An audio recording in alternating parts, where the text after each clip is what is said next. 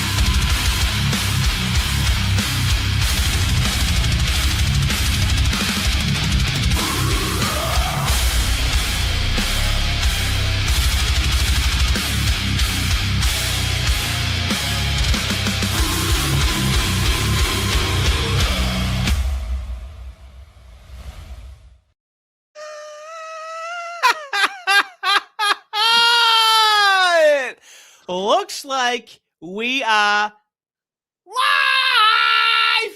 Fuck, that intro goes so hard, mate. No. Man, that goes so fucking hard. Yeah. Oh, I mate, have a problem. It's mate, it's a great problem to have. We're back. Hello, chat. Hello, everyone. It's lovely to be thawed out once again. From our deep subterranean basements, to bring you another episode of Artie and Fist. Mate, I had to pivot, once again, how I'm making money now. I'm like renting out half of my brain, to it's like data storage. So I basically got offered a contract, through Avi, our Moorish friend, financier of the stream. Yeah, financier of the stream. And now I'm hosting some of the Justice Department's Epstein files actually on my brain drive. Seems to be going okay. I do have this sudden craving for beef jerky though that I can't quite explain. Really? And yet, no matter how much beef jerky I eat, it doesn't quite do the trick. It's not quite scratching this weird desire I have for a very specific kind of beef jerky. I don't know what's going on, mate. Quite frankly, I asked the Department of Justice, and they told me they just redact a bunch of stuff. Obviously I'd still get leakage, but I wouldn't be able to read anything that's in it, right? So if you think about it, the chat, I don't think beef jerky means what you think it means. Really?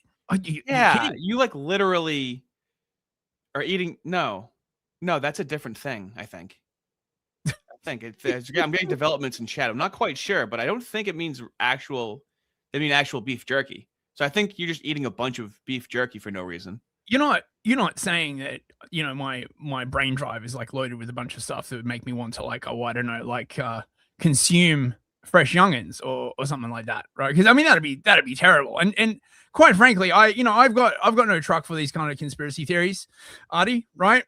There's a very simple explanation for all of these weird terms in the Epstein files, right? Like the pizza and the grape soda and the jerky, in right? The foreskins, yeah. They were just big fans of Goyslop, right? Right? They were gonna open an international Goyslop Junior. It'd have pizza, grape soda, and jerky, very special jerky. So like I just you're gonna put the jerky in the freezer apparently. well, They're doing weird things to the jerky. It's a very specific kind of jerky. It seems like. Well, you never had beef jerky that you need to keep in the freezer?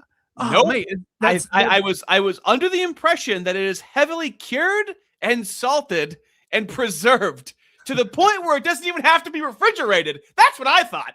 Oh no, mate, not this special kind of jerky, right? It's that must be some real organic stuff.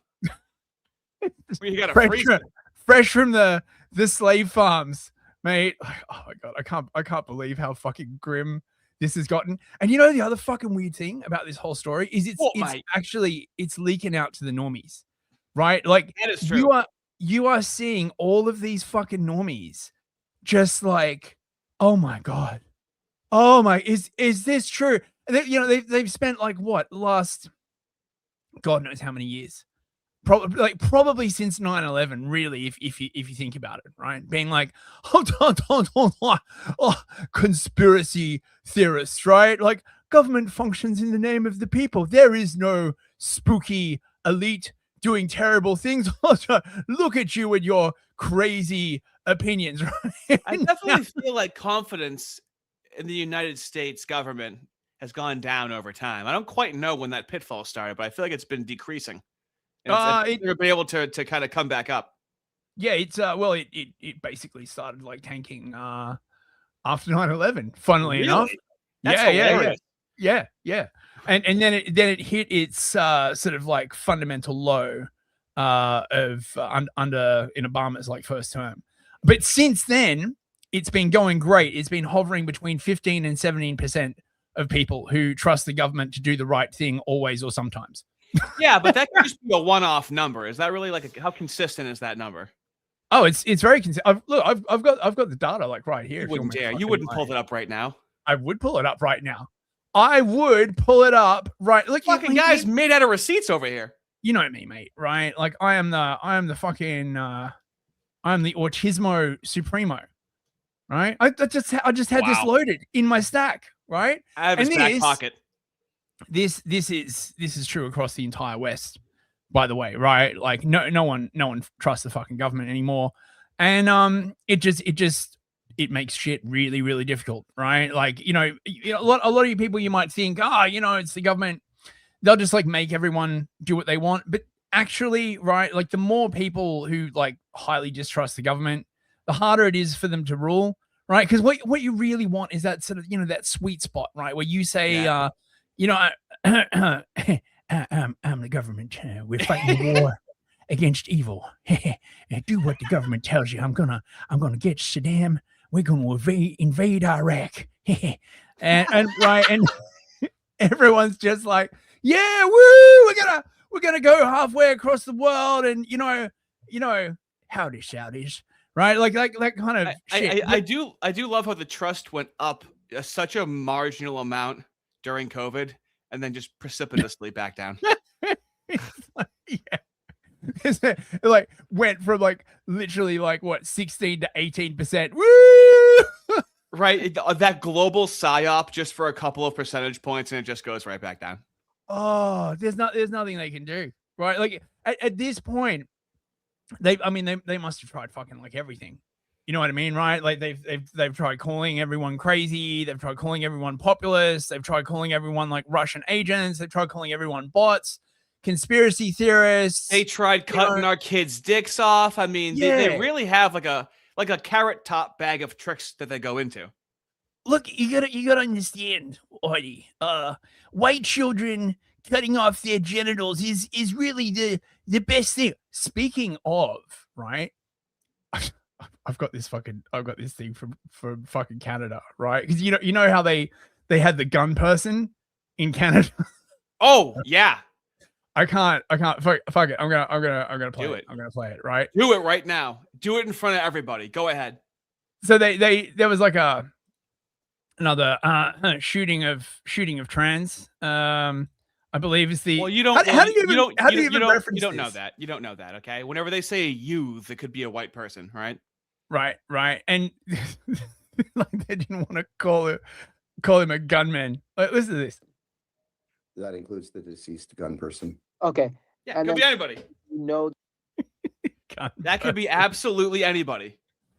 But there's one thing that I sort of like noticed. Right, there is a shocking lack of diversity in this kind of I don't like how this is starting. Right? Yeah.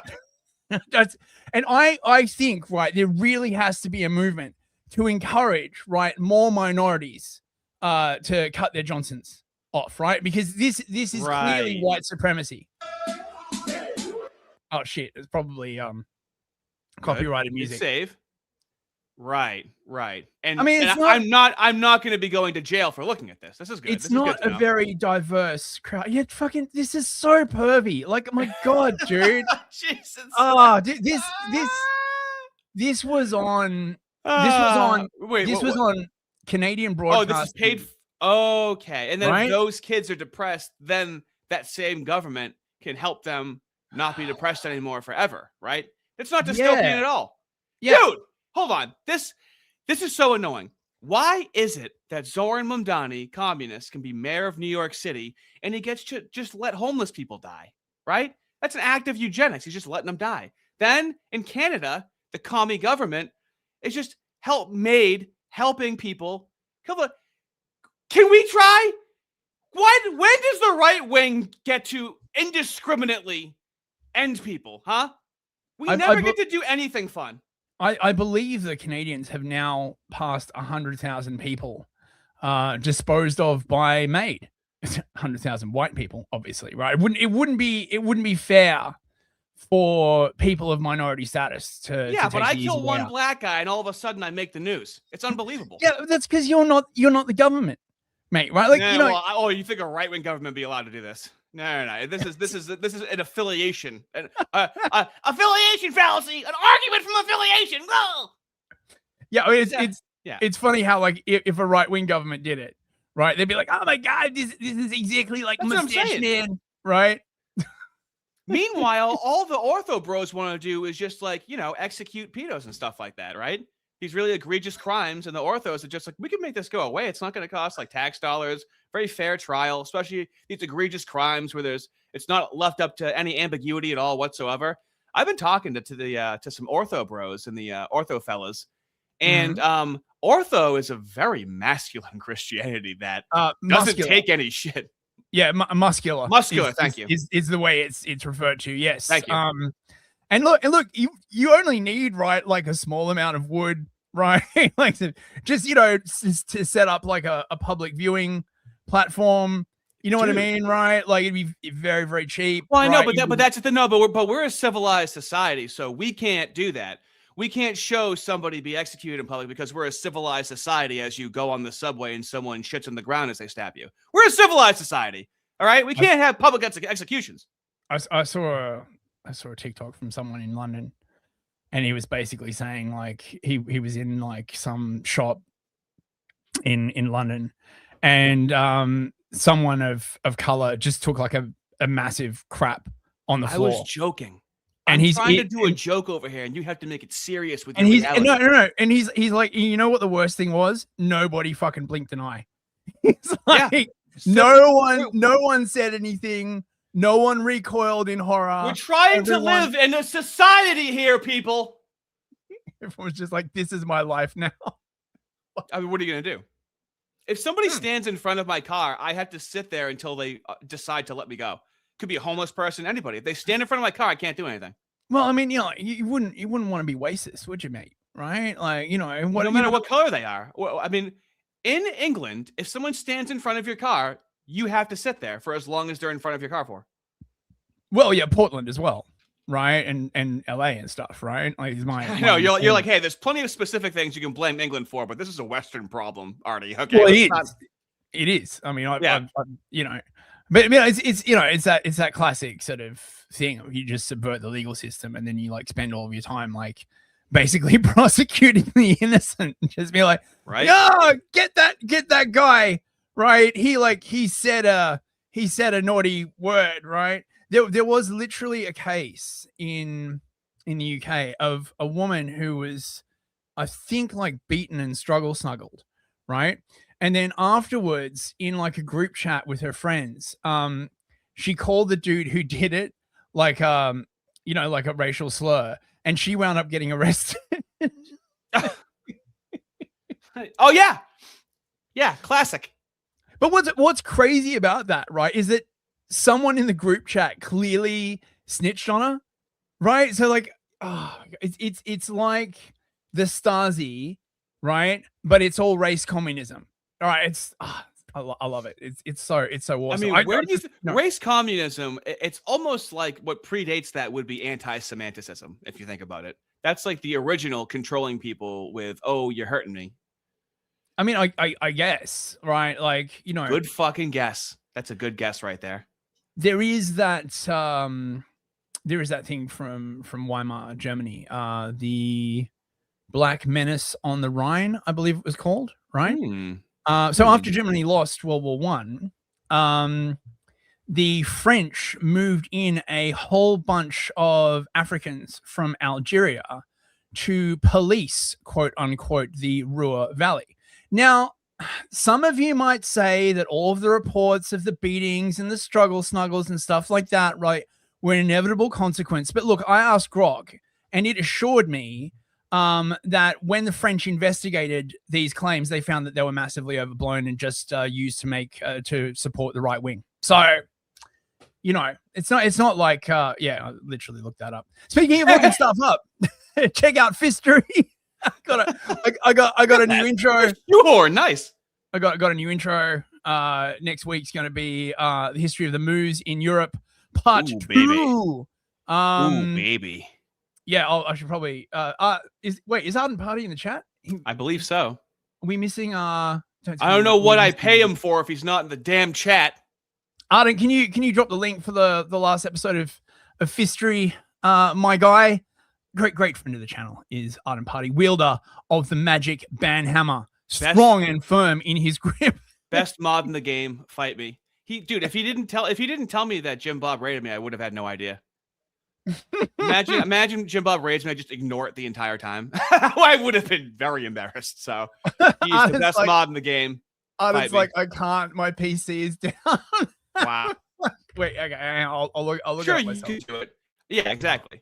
So I can run some content since we're doing a stream right now. Does that sound good? While you're doing that? Or? Wait, we're doing a stream? Really? I thought we we're live to so many people right now. I thought I was just hallucinating, mate. Like after that intro, I can understand why. It was very much a fever dream. Okay. Right. Yeah. Play some stuff. Go for it, mate. Well. Here's what you guys should know. If you don't know who Adam Mockler is, all right, now this is a regular, moderate, liberal Democrat. All right, fellas? And of course, I tag PF Young to be like, again, this moderate Democrat openly advocating for violence. Let's see what he's advocating for over here. I support ICE. I don't know what's crazy about this. Yeah, I'm going to punch you. You're going to punch me? Yes. And you're going to get in trouble for that. Okay. Whoa. Chill out, bro. I stand for my beliefs. I'm going to peacefully stand. Now, nothing crazy happened. But of course, the civilized, moderate Democrat goes, he rocked your shit and you posted. And so I'm like, hey, PF Young, buddy, pal, this is a regular popular. How popular is Adam Mockler? He has a billion views on YouTube. And yet, okay. I have never heard of him. I mean, that's odd. I don't know how realistic that is. So for no reason, Adam Mockler responds to me. Okay. And he goes, you shouldn't hit people over politics, genuinely. But this kid has no moral high ground. Now, whenever that happens, I can't help but think to myself, this always applies to the left. To which I responded, you shouldn't hit people over politics genuinely, but the left has no moral high ground. It's the same thing every time. And you have to be insane to only allow violence in one direction. I don't think that's a very sane take. Now, here's what I didn't... Here's a new kick that I'm on, fellas, okay? Only allowing violence from one side is the human position, Audie. You just have to have a flexible definition of what is human. I am on a white nationalist miscegenation arc, okay? You may be referring to me as a misogynist, and you may hear some misogynistic language that I'm going to be using, okay? Now, this person said, I wonder how Artie's idea to extend the white classification would work out. How would you go about that? If you look at U.S. history, many black political leaders have partial European heritage. Also goes for the Mu elites. Question is, are they resentful, motivated because of the partial ancestry? Are they trying to prove a point, or would be classified as white? Would they mean that no longer build coalitions with non-European group? Well, that's a great question. So I went to the source, okay? I had to contact my fine affiliate, Arian. He's a rappist, okay? Newtsy 1488, who informed me that a glass of milk that's 25% dog poop is a glass of dog poop. The only mistake is being made is letting the rest of you live in our countries. Now, of course, he thinks that I'm not white. This is the issue. Of course. Only someone who is not white would dare to make this kind of argument, Artie. Here's my issue. So thank you for your inquiry, Aryan rapper. However, the criticism was directed as to how other races perceive miscegenation. If a person is less than 50% Mooish, they are considered Mooish. You don't consider a 75% white person white. You lose in game theory. Now, I don't know what the argument is against this. I'm seeing someone in chat say, L take Artie. Well, I would love to know how you perceiving racial purity, okay, works in game theory. A Moo, you're granting someone's a Moo if they're 20% Moo. I don't know how you win that. Now, you might not like how the take sounds, but I haven't heard a single logical argument against it. It's a matter of perception. What we clearly need is bleached.com or, whited.com. So here we go. Right? Okay, look at 25% Moo is a Moo. Okay. Well, this is a self-genocide. I don't know what to tell you. If you're going to be over 50% white and not consider it white, meanwhile, the Moos are surviving throughout history by being a minority Mooish within a bloodline, I do not know what to tell you. You are giving that to them. And if you're going to say that's not going to work, works for the Moos. So I'd love to hear actual arguments, okay? I know this is an odd take to have. However, I think I'm saying it in good faith. And it's not like I'm being illogical with that take. Now. Oh, come on. Like how many of our listeners, like the pure upstanding Aryans? Right. I mean, you know that old joke about you go to the 4chan meetup, right? To meet all the snootsies. Yeah. Right. And everyone's like some kind of like shade, So were you going to be showing something? Your thing, okay. or am I moving forward? No, I well, thought you're getting your link because I'm still. We need to do supers, and then I gotta show you a video that I've been hiding from you. Okay, right. So super chats, Isaac for $2. Thank you, Isaac. I thought you weren't going to show the intro from Twitter. Oh yes, he went there. Bang intro. Bang an intro. Bill Clinton skin suit for €5. Canon Anwar borrow a chicken. Right. Certainly. They do love chicken. Is that why? Waffle for 20 memberships. Holy wait a minute! I don't even have my pants on yet. Thank you so much, Waffle. Wait, hold on. It is now official. We have a Chad of the Chad. Now the Chad does what the Chad wants, and no one is stopping him because Chad does what Chad wants. Wuffy baby, thank you so much, fellas. New hard R fellas. There's a lore video. It's me arguing with black people from 2019. I have videos of me from 2017 for posterity that I can't believe I kept. And so, I'm an open book, fellas. Okay. Your boy's changing over here. I'm going through a spiritual puberty, so to speak. Okay. maturing into a God-fearing man. Deadpool Kid for $5. DPK. Hey, DPK. Shalom, my guys. Remember, no matter how bad the Shabbat technocracy's control over us is, the GDP markets are going up. Indeed, they are. Number do go up. Number do go up. Line go up. And that is the most. We are nothing without number. Isaac, again for $2. Thank you, mate. Thank you, bruv. We know who was jerking that jerky. Yeah. Do we? It was redacted, though. How can we ever find out? Oh, I don't know. Look, maybe Pam Blondie will enlighten us at some point. Fist is gonna go hard at the Blondie. All right. Oh my boy. God. Yep. Calamadia. Hello. $20. Thank you so much, mate. Starting my shift with Artie and Fist gonna be a good day. Oh well, fucking best of luck to you on your shift, mate. Like I hope it goes smoothly for you. You fellas are out there making the world run, okay? Me and Fist are over here showing the troops some leg, okay, at the USO show. You know, gotta keep the spirits high.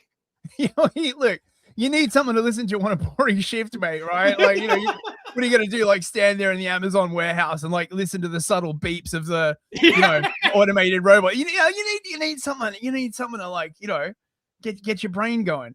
And we are happy to be that thing. Thank you very much. Appreciated. Calamadia. Limiting Principle podcast for $5. Hey Patrick, how's it going? James Lindsay, post World War II consensus liberal, will it into existence? You're gonna have to shorten that a little bit, okay? You're gonna need something a little snappier. It's not your fault that W has 3 syllables and it's just a letter, okay? Dude, mate, I came across one of his posts like today. No, we can't. We can't do anything. No, I'm not going to, right? But me. He seriously, with a straight face, basically claimed, right, that up until this point, right, of him discovering the woke right, Christianity had never been political. And oh my God. His lack of knowledge of like history is biblical. Like it's just incredibly expansive. I just can't. He's turning into an AI video, and a reoccurring theme that we're going to see today is when people are trying to ignore the JQ, they end up like AI videos. There's continuity errors. You're like, there's no way that's real. It's real. I triple checked. It's real. It's cancer. It's cancer for the brain. Isaac again for $5. Thank you, Isaac. Work was great today. Went to work in the woods. No bears or elves. It was a great day. Saw no Nicholas or kickers, and saw AH in a dream between 2 trees. Wow. This is in Morse code right now. Okay. I love how we're creating our own 4chan speak. Is this what happens when like right wingers like do hallucinogens and stuff? This is what happens when you say that you can't say these words. You wander through the forest. Right. Oh my God. Theodore McCarthy for hi there. Thank you very much, mate. Historically, whiteness in America seems to have been driven by assimilability. Unassimilated European ethnic groups were often described as swarthy, i.e. not quite white, until they assimilated. Now, that's a very I like that high IQ take there. Actually, Theodore. I believe so. We're going to be watching later on. Nick Fuentes talked to Joel Webbin about how can't be Team Trump anymore. So conversation that has to be had. It might be in that conversation where Joel Webbin says something very similar, where there's like a tiered system. Yeah, right. Deadpool Kid for another $2. Thank you, mate. I've stopped humanizing leftovers. They are doomed. I mean, what can you do? What can you do? It's a time sink. Frankensteck for $10. Thank you, mate. Rob. Over-intellectualism is such a cancer. We can use common sense for a lot of these questions. Use the smell test. If they look white and act white, they are white. I know it when I say it. Precisely. Now, do you want to know who has that perspective? The CEO of Return to the Land, the largest coalition of white people buying property for white people. So yeah, I would say that is the majority white opinion of people that are actually engaged in white advocacy. I mean, I would actually say that high church is actually a really, really good benchmark, right? Because high church service, like a liturgy, contains every single aspect of civilization that you need, right? The ability to like sit still for a couple of hours without talking, right?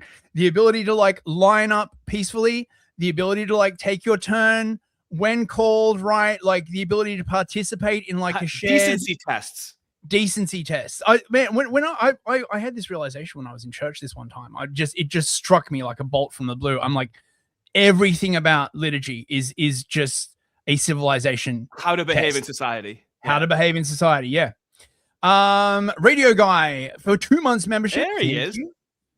Artie, I know you don't consider yourself a soldier of God yet, but would you consider yourself a mercenary of God? I act in service. Okay, that I'm comfortable with. But Lent is coming up. I'm gonna be doing a non-Christian fast for Lent, and I'm thinking of doing Sunday streams during Lent because I've never fasted for a religious purpose. Religious people have always talked to me about fasting. I've done like 48-hour fasts, so I'm used to doing like really extreme fasts.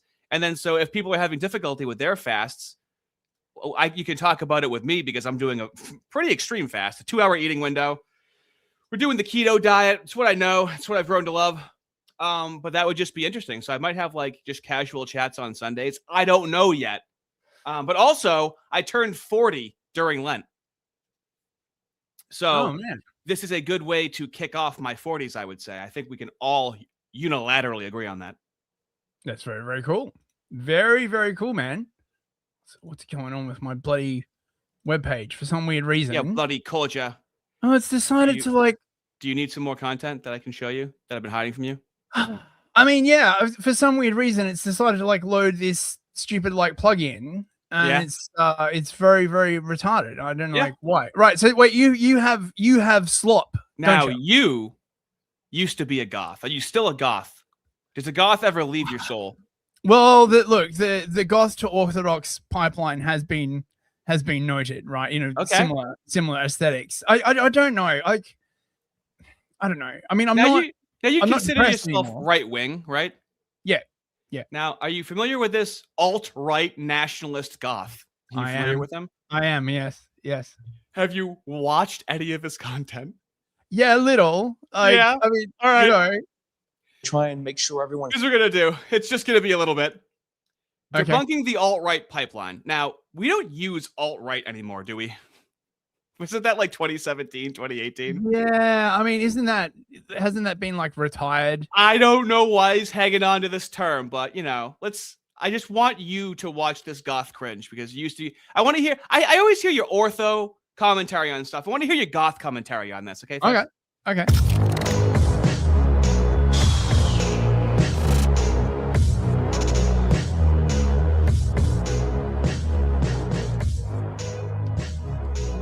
Welcome back to get more of the same Jake Monroe Show, high quality content that you've come to expect. The alt-right pipeline. What is this? You may have actually heard this before. The alt-right pipeline. You see a content creator, right? You see someone put out a video and they're probably talking about something that's like red-pilled or, you know, something that's more conservative, something that's contrary to the leftist rhetoric that seems to be going. We're still doing like this is what you would say if you were in 2017, 2018. Okay. Yeah. Let's see if it goes any deeper to carve out a position. Also, right, he should be smoking. Right. Like, I'm okay. Sorry. Nice. Right. Nice. You cannot pull off this look if you don't have a fucking cigarette.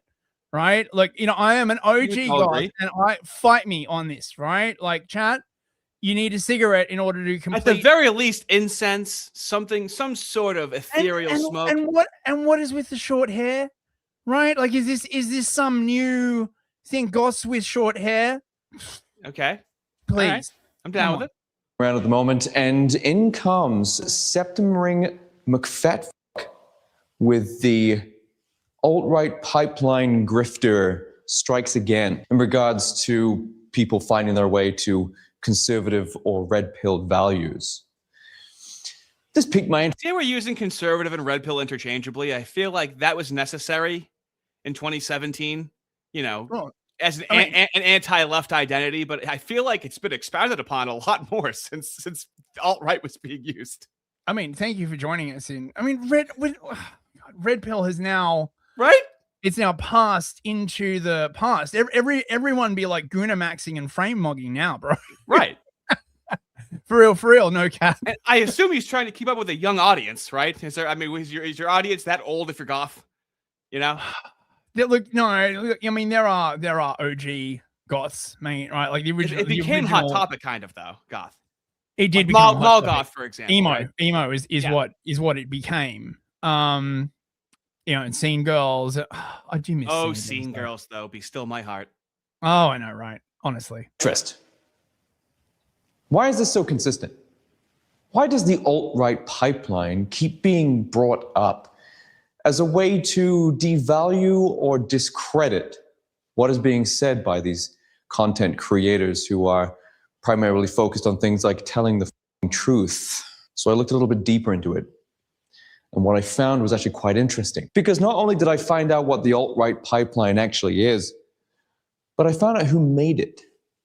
Yeah. Before we get into it, make sure you go and check out What do you think of this? brand new merch that has just dropped. We have the new Make Goth Great Again hats. Oh, come on. Make Goth Great Again 2.0 comes pre-aged with all the fraying and stuff like that. The dark red Cringe. embroidery. That's where I had to tap out. I'm like, I dub that cringe. You gotta Goths do not wear caps, right? Like if it was like, I don't know, like a wide brimmed hat or something, right? Like, dude, come on.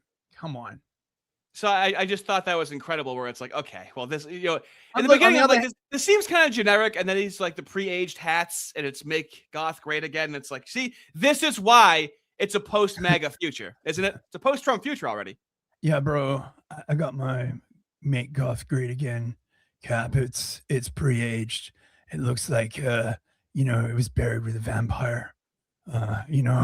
Painted my nails red, black, and blue because I love this country, but I'm still goth. You got any meth, bro? Fucking goth, mate. So, oh god. I don't know if you guys caught this news story, okay? My son was just trying to rob you and you beat him blind.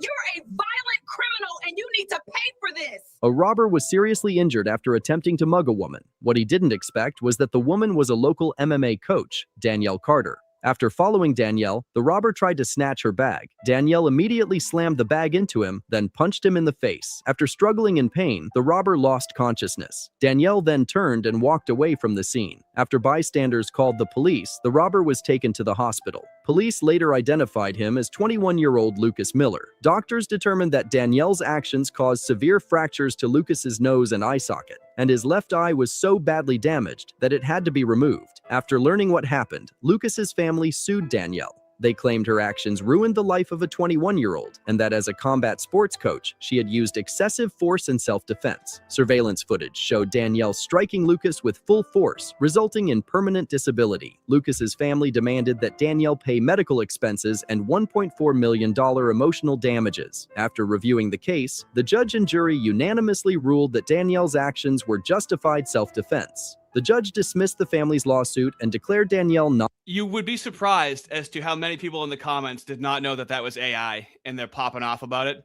But there's a bunch of people in the comments that are like, I don't care if this is AI. This is actually reality. That's actually essentially what happens in reality. It's clearly AI. I guess I can still I know tell. it is. I don't know. Maybe it's maybe by exposing myself to this constant stream of slop, I am in fact strengthening my slop immune system, if you know what I'm saying, right? Still real to me, damn it.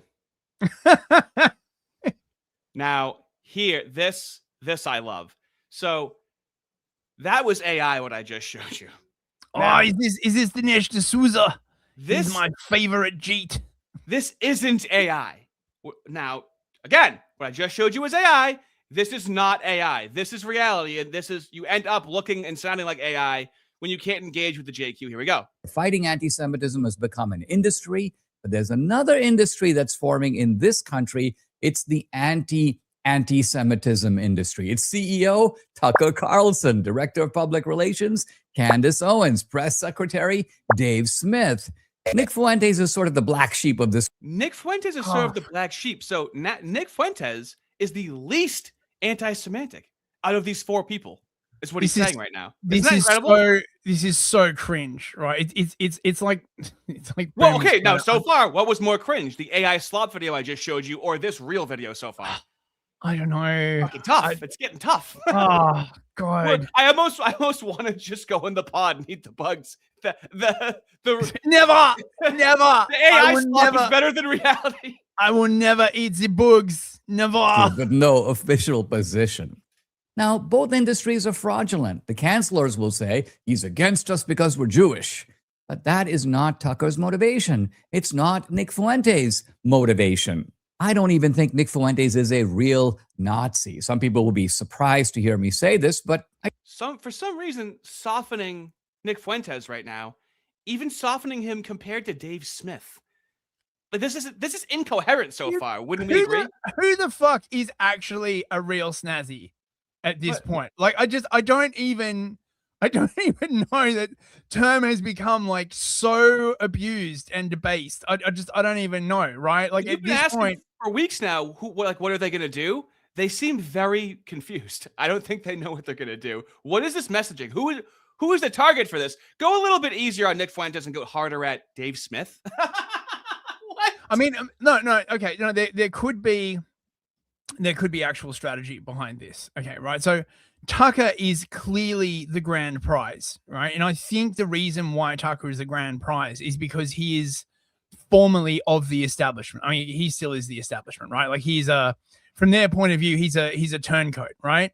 We gave you everything that you wanted. We gave you your own show, and how dare you toying on us, right? Whereas like Fuentes is, cast into the outer darkness, right? And so they probably think that because Tucker is being listened to by the boomers, right, and and therefore like the Christian Zionists, right, he's more of a threat. So he's the final boss. Interesting. I debated Nick. I got to see him up close. Nick is a performance artist. He wants to be the edgy man's edgy man. He wants to occupy the farthest position on the spectrum. He wants to grow his following. So here's a thought experiment. Line up some Jews. Give Nick a pistol. You think Nick will go ahead and shoot them? What? Where? Dude, hold on. How does this not seem like AI? Why would you say that? What is the point of saying that? I mean, that would be a banger live stream, right? Like 10 Jews, Nick Fuentes. What will happen? Tune in tonight. Where did that come from? What is the point of saying that? He's trying to like soften Nick Fuentes. So here's a thought experiment. Line up some Jews. Give Nick a pistol. You think Nick will go ahead and shoot them? No. A real Nazi would do that. As I said, Nick is not a real Nazi. He's a guy who plays a Nazi on TV. It's very hard for some Jews to understand that when they hear Nick say what he says, but it's the truth. My problem with Tucker and the anti-Semitism camp is that they give no reasons for their positions. Where's the proof that Israel is running American politics? Where's the proof that Christians fare better in the Muslim Middle East? I'm sorry, you find something funny? Where's the proof that Israel has undue influence over America? That in Israel, where's the actual evidence for these positions? Well, I guess that's why our stream does well and how Nick Fuentes is exploding. And I don't know, man. I have a question. You know what it sounds to me? It sounds like it's really complicated. It's actually really complicated. No, it fucking isn't at all. They try to complicate it every time. They try to muddy the waters and tell you how complex it is. I mean, where is the evidence? I mean, sure, we're like on the verge of going to war with Iran, right? Like primarily for Israel, but to say that they have like undue influence over the American government, indeed other governments in the West, where's the evidence? It's like I think this is one of the things that's breaking the brains of the normies, right? Like at the moment, is because for ages, when people would talk to them about essentially hidden power, right? So like, secret societies or, secret like influences behind the scenes, right?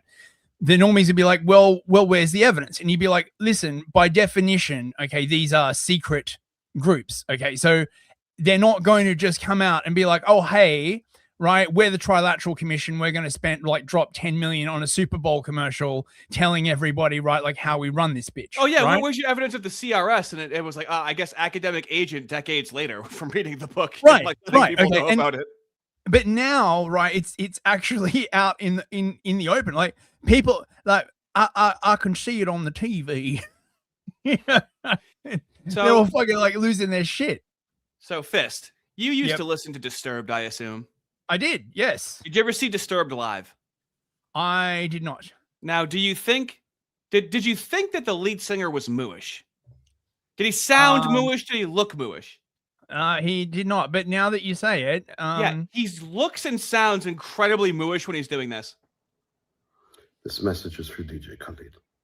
I want to thank you from the bottom of my heart for showing kindness to those Jewish children and that Jewish family that you signed those things for, their tzitzit, their belongings, their shirts.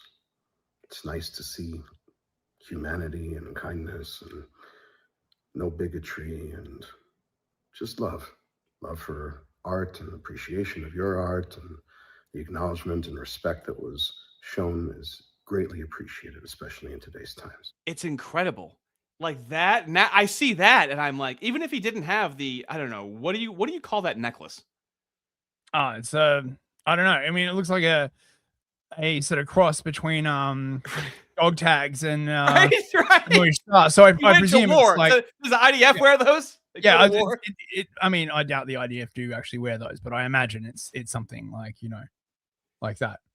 Now, do you know this lady? Have you heard of this? Have you seen this? I think I might have seen her in some of the House Committee footage that we're going to go through. Yeah. Well, get a load of this. Tucker Carlson's claim that Israel is hostile to Christians is reckless and misleading. It is completely detached from reality. Israel is the only country in the Middle East where the Christian population is growing, not shrinking. Christians in Israel enjoy full freedom of worship, full civil rights, and full protection under the law. In Israel, churches are protected, Christian schools operate freely, and Christian leaders speak openly and practice their faith without fear. In fact, Christian communities across the region often look to Israel as a place of safety and stability. Yeah, but what does it say about him in your book? Yeah, well, let's not, it's very complicated. Let's not get into that. As a Gentile, you can't possibly understand what's in the Talmud. So don't even try, right? Do you even speak Hebrew? Have you even been to Israel? I mean, during was it Mao? When they would let people go over there. Or was it? No, I think it might have been Russia. I forget what it was, but like with the communists would just have like a church for when tourists came to go, look, there's the church. How many Christian churches are there? Didn't you say there was like one or two or something like that? Yeah, they did a lot of church bombings when they were like leveling Gaza as well, including I think one of like the oldest churches. Oh, that was the point of contention, right? Yeah. Well, I mean, it was a point of contention for the Christians. Obviously, the IDF didn't have any problem with it, right? Like, like this is just like they're really reaching at this point. This is another sort of version of the Israel is the only democracy in the Middle East argument. Who cares? Like seriously, like why can't the Middle East be full of autocracies? If you attempted to draw Rabbi Shmuley in your country, would you be arrested for anti-Semitism? Oh God! Probably. If you attempted to draw his face. Now I know what you're thinking. Actually, we should do some super chats first. Oh yeah, but I know what you're thinking, fellas. You're thinking why do we hate them so much? We need him to explain the reason for anti-Semitism that we'll get to in just a moment. Mate, he is literally like a cartoon. A goblin. No, he's if you go back and you like look at the kind of like cartoons that came out on like Der Stürmer and like the other like snazzy newspapers, he literally looks like a caricature. It's insane. Isaac, for another $5, I think we should give Isaac a cheer because you are the co-host. This is a co-monarchy right now. He's put. I love how Fist is describing the Ortho Church and the Tradcath during Mass. Sunday stream, let's go. Deus Vault, we will fight back for the West. Very cool. Well, because that's the thing too. If I'm fasting alongside religious people, I want them to do there's no other way for my brain to say this. Their religious talky talk to me. Whatever the religious stuff you guys say. I don't know what to call it. Yeah. That's how not versed I am in it. We can do some religious talky talk. Yeah. Master Shake. Hey, that is an awesome profile picture. Sunday Hard Sniper stream part Dukes. Yeah, Master Shake, what if I told you I just did it publicly? I don't even think I'm gonna do it necessarily. I'm thinking to just do it public. I don't even know if I'm gonna do it behind the paywall. That might be a bit too spicy for public consumption, mate. I'm just saying. You know, we'll see. I don't know. Waffle for $10. Let him go. Thank you. Jake Monroe does scream out that it's the moose at the end of one of his videos. I think Interesting. he's further along than you think. Interesting. I would not know with that aesthetic. He's definitely going for the 14-year-old girl demographic of pushing people to the right wing. So I shouldn't be getting that message. So that's good to know. I mean, I'll actually have to look for that. Probably a good demographic to appeal to be perfectly honest. That they make the babies. Some randomness poo for $5. Thank you, mate. Off topic, but the united anti-US West is pure delusion. The teeth needed to pull it off will tear the alliance apart. I also support atom hugging Belgium. Thank you very much, randomness poo. Much appreciated. Isaac again for another $5. There he is, bro. He's unstoppable. During the goth vid, I thought that a monkey would come out and dance. He sounds like a femboy who saw a mustache man or Nick edit and changed into the alt-right. That is written almost in hieroglyphics. You are really good at coding that. Mate, we can still translate. It's a skill, right? Oh, look at this. Total black painting. For $20. How you doing, TBP? Good to see you, mate. This guy's about as authentic as Deepak Chopra and his Stein Island buddies. He's the absolute worst, trying to claim Mustache Man was a leftist. Absolute Patel behavior. Well, he's also telling the moose to be like, hey, listen, Nick Fuentes isn't a Nutzi. Trust me. It's like, who are you appealing to? You're losing any audience you could possibly have. Theodore McCarthy for $5. Hey, Theodore. The Jerusalem Post published a study that concluded 50% of donations to Dem and 25% for Republicans came from Moorish donors. But where is the proof? Well, it's very complicated, you see.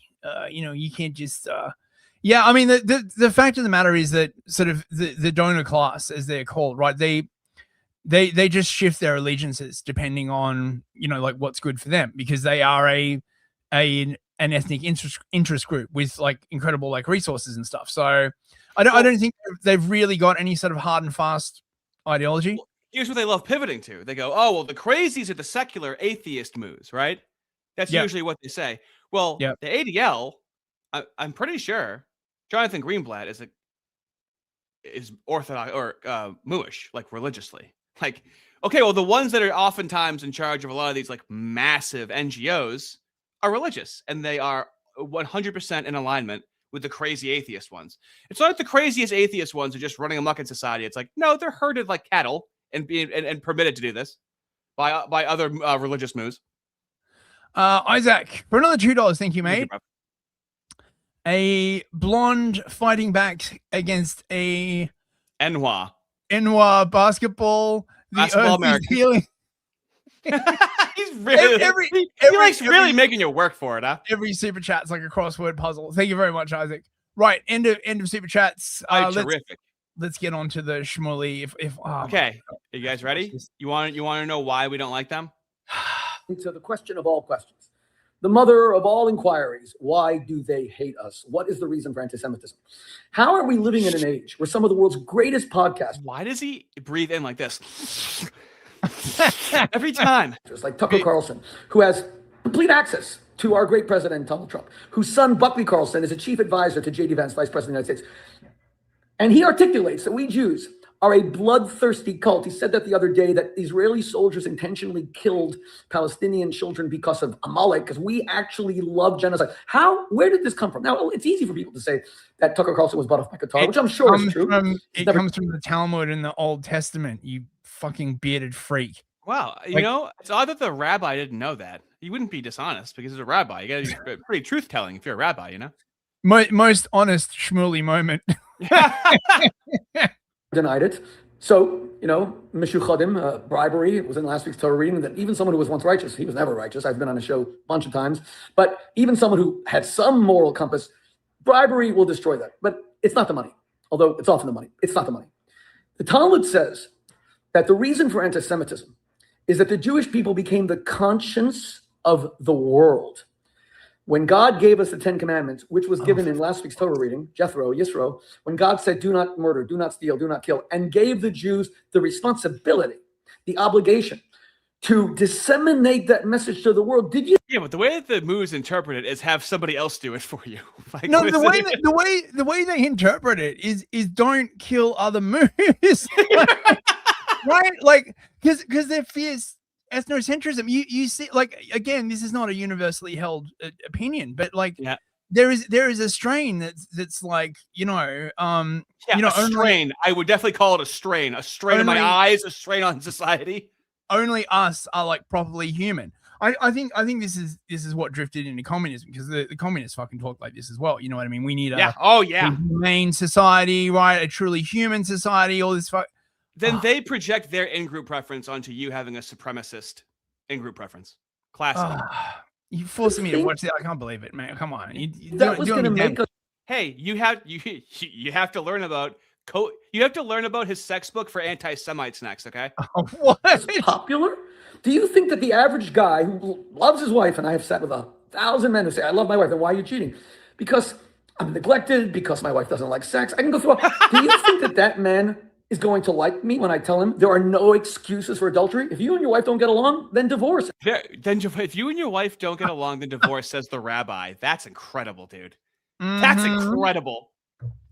I mean, that's not very Christian, Mr. Shmuley. Then just get divorced. If you don't like each other. Get divorced, you know, right? Like, they really don't have like divorce. Is that for goy? Like, or there's no way Orthodox permit themselves to get divorced that easily, or do they? I don't know. I think there is divorce in Moodyism, and although there is divorce in Christianity, but it's mainly to do with stuff like or is there like annulment? Barren, or she won't bonk you. But these are all basically because it means there'll be no offspring, essentially, right? So like the reason you would divorce your wife under Christianity is because you can't have children. But that shouldn't be legalistic. That should be handled within the church. Well, yes, obviously, but now we have the glory of the state, instead of the church, and everything's going great, right? At least that's the honorable, honest decision. But when you actually cheat, you're a liar, and you're an adulterer. It makes you instantly hated. People hate their conscience. Why do? When you people lie, you're instantly hated. Get that out of the country, dude. Like, it's not lying. When we do it, Audie, right? It's technically true. It's very alcoholics, because no one wants a conscience. You want to kill your conscience. We, the Jewish people, are the most moral nation in the world. We've never perpetuated genocide any time, because we live by lo tirtzach, do not murder, because we are the ones who disseminated do not murder. And I say this so that all my Jewish brothers and sisters understand. Never be ashamed that you're a Jew. Never believe the lies they say about you because you're a Jew. Because all of those lies are based on the idea of Mount Sinai, that mountain of hatred. Do you know that Sinai literally means hatred? Why was the mountain called the mountain of hatred? Because that's where the Jews started being hated. When we taught the world the 10 Commandments, the world tried to kill us to shut up the voice of God and morality. Be a proud Jew. That's weird that they didn't have much of a problem when the Christians were saying. Right. I mean, okay, for a start, right, is war murder? Right. I mean, this. If you look at the Noahide laws, the 7 Noahide laws, right, that the Goy is supposed to like live by, right? One of those laws is, do not murder. Okay, but who determines what is or is not murder? Well, a learned rabbi, obviously. And might I just point out, Rabbi Shmuley, you seem to be leaving out the bit in the Sinai story where Moses came down and discovered all of his people worshipping a golden calf. They had basically done a whip around, gotten everybody's gold jewelry, melted it down, and turned it into a golden calf, and they were like worshipping that, right? So I'm just saying, you expect the man to be perfect. He's flawed. He left that out. Sorry, dude. I leave out one little thing. That's what Pam Bondi would say. I leave out one little thing, and now you're going crazy. Oh, for God's sake! I just want one woman to think about me the way that Rabbi Shmuley thinks about Khazarian milkers. Look at him right now. You can see him now. He's thinking about Abby Shapiro. Oh yeah. Okay. 2, 1. Hi, everyone. My daughter, Chana, did an interview for The Ages on I-24 News about her new kosher sex store in Tel Aviv after the one that she had in Jerusalem. And she was asked, why did you take over Kosher Sex, your father wrote the book, and she said, my father, his life was saving relationships. He's a child of divorce, saving marriages. But once Israel faced annihilation. He's such a victim. He calls himself a child of divorce.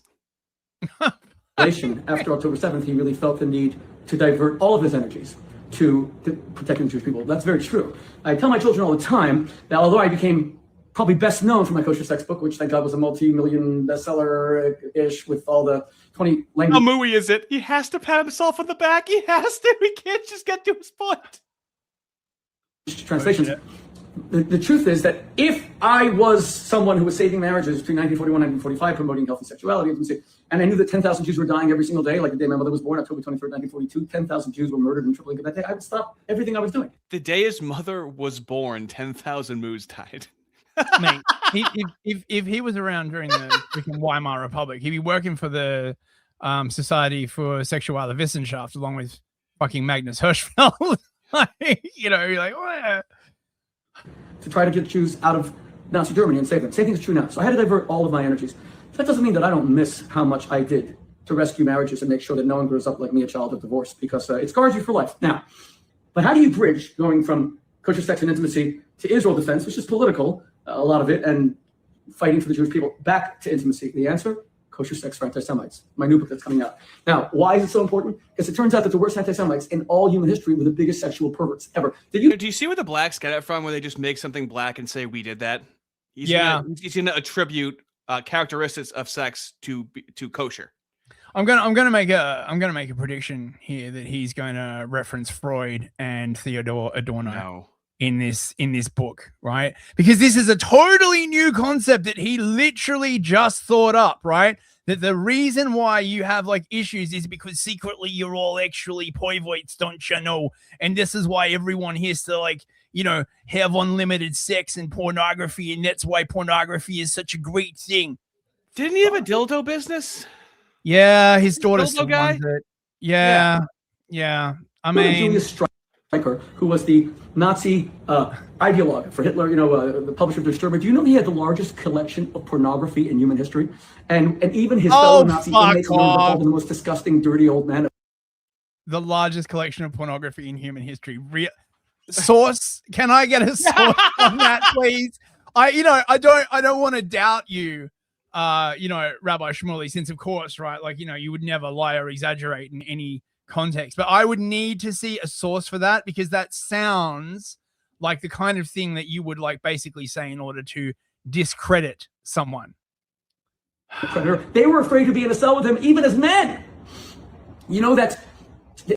I'm sorry. I'm sorry. Man. By the way, hold on. We got that. We got that face. We also have that face. It's like so many demonic faces per second. The human eye can't see all of them. Okay, I'm sorry. Go ahead. Julius Streicher, by the way, for those of you who don't know, was the editor of Der Stürmer, which was a snazzy newspaper, and it was one of the things that got him into trouble was Talmud posting. Right, this is why nothing is new. Der Stürmer did all this stuff. They published all this stuff about the about the Talmud.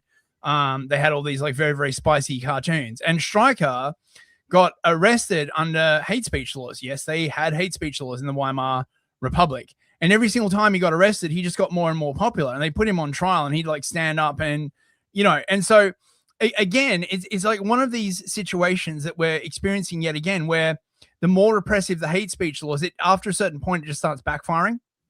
Anyway. Yeah. I can pass it to you after we do the supers right now. Okie dokie. We're right at the first hour. King Spectre for $5. Thank you, mate. Evening, gents. I was wondering when you'll all be doing another Cops watch along. The last one was an emotional roller coaster. That's gonna be on hiatus for right now, because I have to do. It's difficult. Well, no, I could use StreamYard. I could. I don't know yet. Is the answer. That was a test run, because I had to run kind of a different setup for it.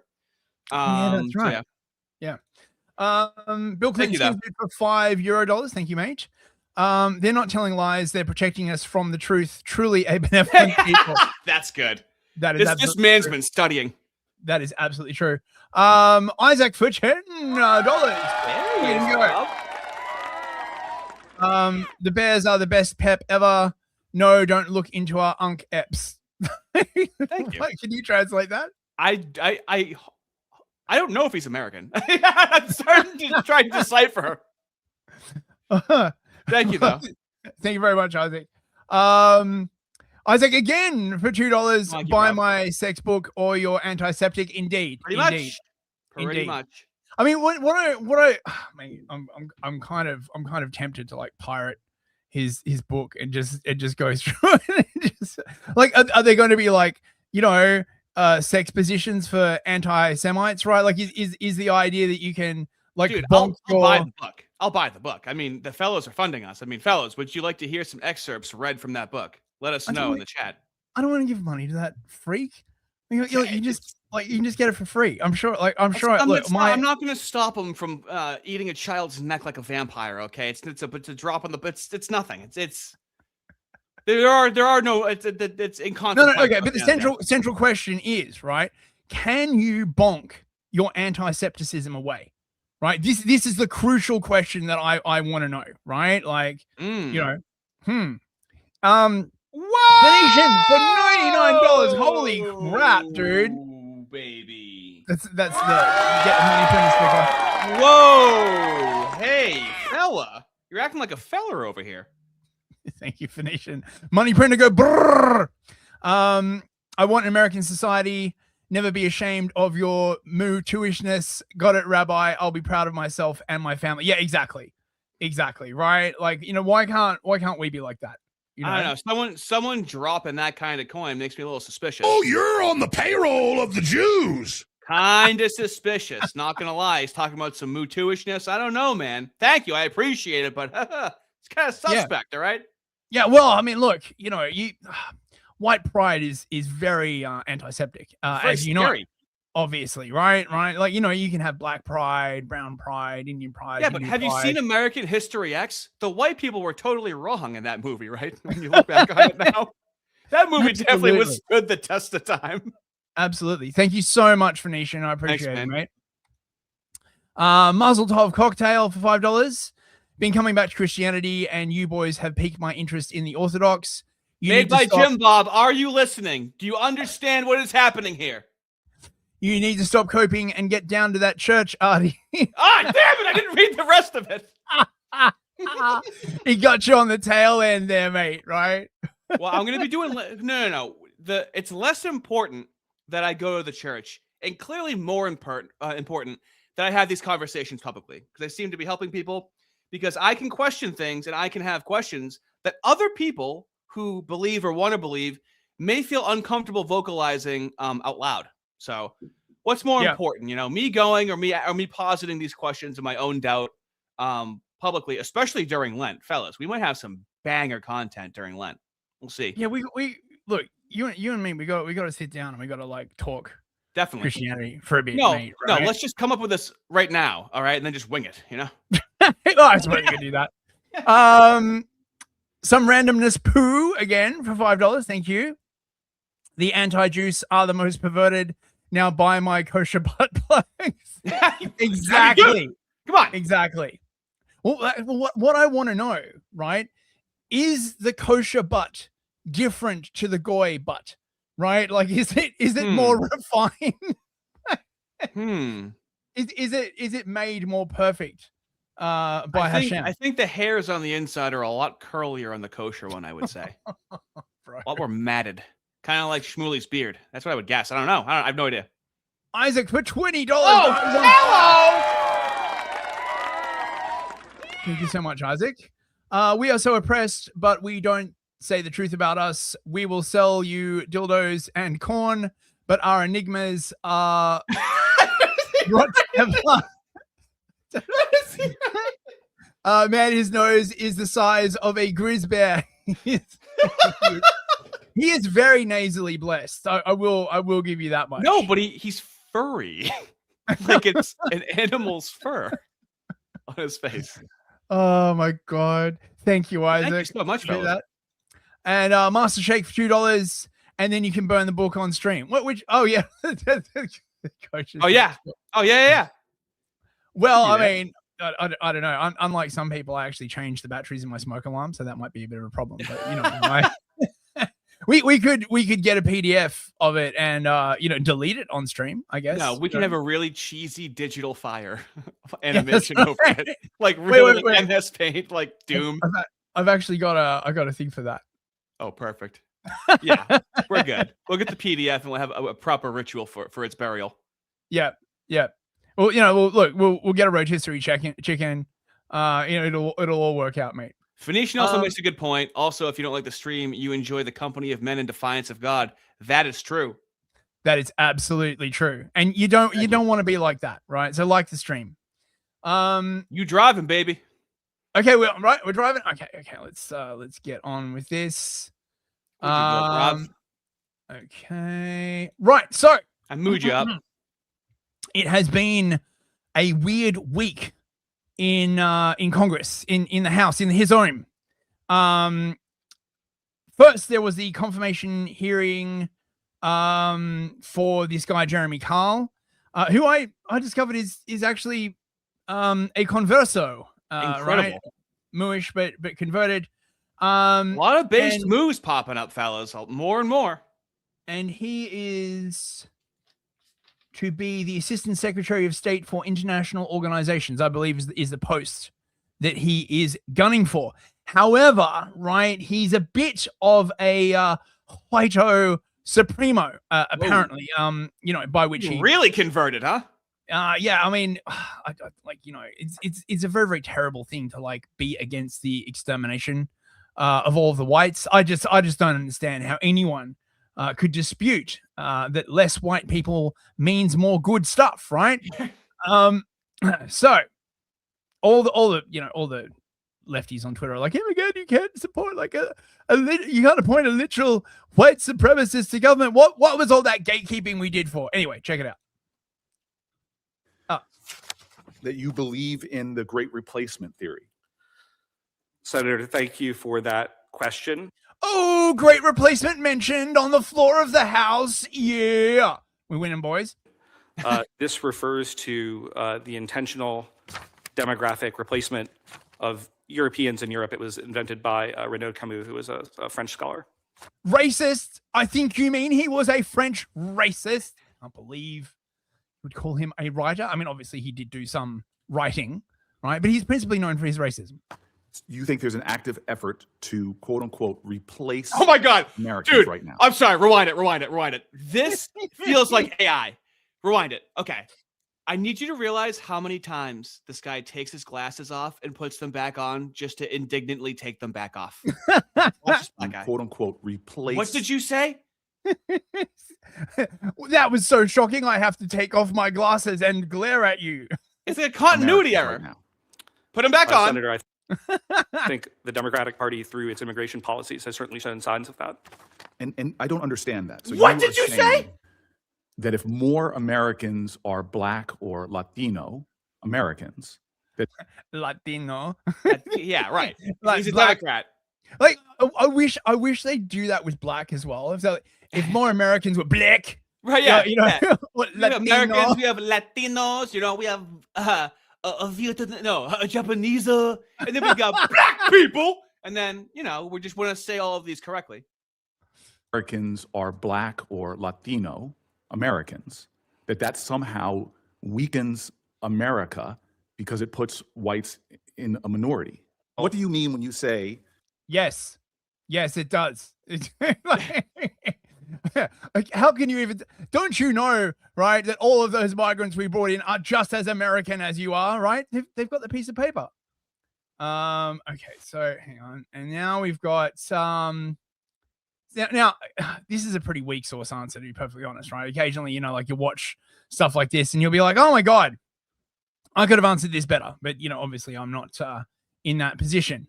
Tell me how you define white identity and what you think is being erased about white identity. Certain types of Anglo-derived culture. There's less white people. There's less white identity. I don't know how this is like a complicated answer, right? Less of a people, less of that identity, right? You would imagine asking this about the Moos, right? Like if half of the Moos had left, right? And someone's like, there's less Mooish identity, and they'd be like, well, can you define like Jewish identity? No one can. Comes from our history. There's what? Let me think about this. Oh boy.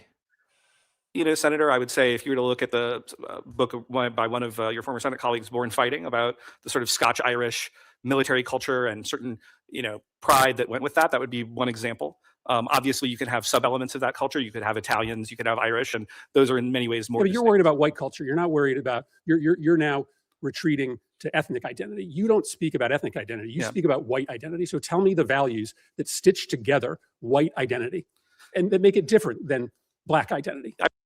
Do white people even really have a culture? Fuck off. I would say that the white church is very different than the black church in terms of its tone and style on average. Foodways could often be different. And those are being erased. Music could be differently if you look at the Super Bowl halftime show, which was not in English this year. So our ability to access white churches or white food or white music is being erased? I am concerned with... Yes, it is. I mean... with the majority common American culture that we had for some time, that through particularly mass immigration, I think has become much more balkanized, and I think that weakens us. And again, I'm not running away from that comment. I'm not apologizing for it. Well, I'm way over my time. I think you're struggling to answer this question, right? Because underlying your beliefs is a sentiment that white culture is just simply better. Tell me how you... Yeah, but it is though, right? Wait, someone dropped like a banger comment. Where was it? Yeah, Hook 88 calling Candace Owens to represent whites again. Dude, she would actually make a better defense than this guy, right? Like seriously. The women are taking our government jobs. Yep. No, let's see. What have we got here? Of course, right? This guy, apparently he used to have a podcast. This is such a weird timeline where we're living in as a podcast occupied government, right? Apparently he did not love the nation of Israel enough, bros. Mr. Carl, I think I heard in your testimony something very similar to this, but core among U.S. interest at international organizations is the protection of U.S. sovereignty and our national security, and I'm sure that we agree on this. What I didn't hear, and what is important to me, high among these interests, is the protection of our allies. Artie, which ally do you think he's talking about? England, right? No, England. Canada, No. Australia. He's talking about Australia, right? We do have what? I mean, it's like it's implied. So when I say man's best friend, do I have to tell you who I'm talking about? It's now just in the verbiage of what we're talking about now. He's clearly talking about Belize or Guatemala. Belize or Guatemala? No, well, I think he's talking about the shocking state of relations between the US and Australia. Chat, what do you think? Namely Israel and Taiwan, both. Okay. Israel and Taiwan, of course, the long history of association between the US and Taiwan, right? Famously fought both world wars together, Israel and Taiwan, and America, right? I mean, the funny thing, right, is this is such a fuck you to the rest of the Anglosphere, right? Like when I was growing up in Australia, right, this whole thing, like particularly about World War II, about how we fought shoulder to shoulder with the Yanks, right? And like, because, tons of Australians died in World War II, right? Being sent over, right? Like, oh my God, fuck you. For which are consistently mistreated in these international organizations. And as Assistant Secretary for International Organizations, I view one of your core responsibilities to counter the systemic anti-Semitism and anti-Israel bias in international organizations. Israel rarely asks for direct military intervention from the... Yeah. Israel very rarely asks for direct military intervention, apart from Iraq and Syria, and we just sell them all the arms they could possibly need. The United States, but it does ask for diplomatic support and helping. So in your podcast of October 24, you said the United States spends too much time and energy on Israel, often to the detriment of our own national interest. So share with me specifically what is in the U.S. interest that... It's funny, right? They must have trawled over his entire fucking podcast history, and this was the spiciest thing they could find. Well, exactly. Right? This has been harmed by sustained American support of Israel. Senator, thank you for that question. It's a good one. And I think in the context of this particular role, actually, we are Israel's closest ally. I mean, in that. Yeah. So how is it? In that? So I think in the UN context, I wish the UN would stop being anti-Semitic all the time. And so therefore we could stop there's a million other problems like the Rohingya, hold that thought, because I kind of want to come back to that. But let me just clarify. Do you think it's all one directional? And what I mean by that is it's all U.S. going to help Israel. Oh my God, it's the not all. Here's the not all again. Intelligence, the military innovations and things like that. 100%. Jesus, I can't even watch this, mate. It's brutal, right? Like, you know. Dios mío, diablo. I mean, you know, what about the Rohingya, right?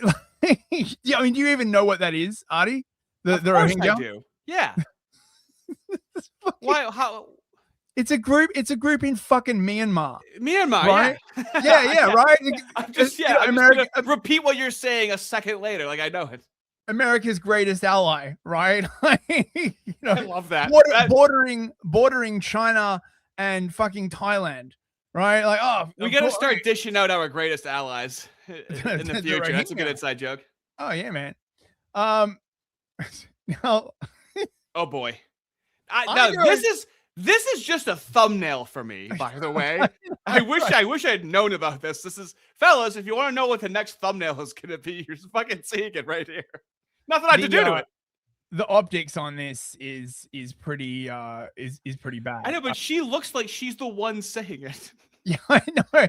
So remember when we found that clip, right? And they ditched the phrase like "stop moo hatred" because people got misunderstood it and thought they meant like the moos hating other people. Right.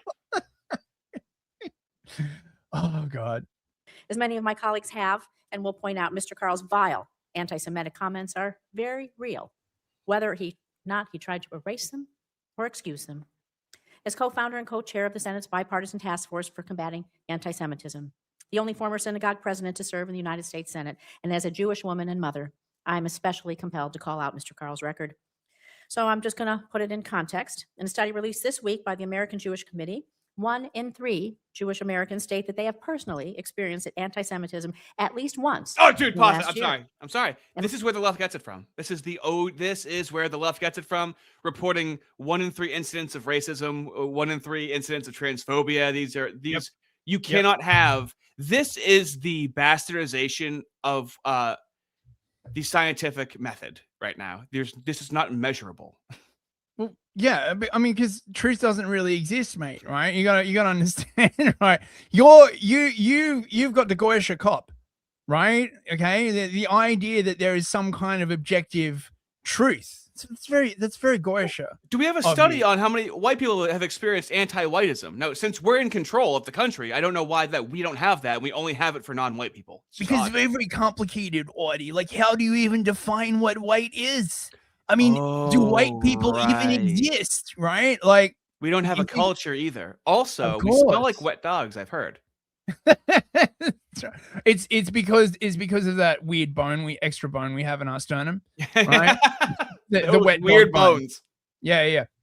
Last year, another study that found nearly 1 in 5 Jewish Americans were assaulted, physically threatened, or harassed right here in the United States. Our own citizens, all of our constituents, everyone.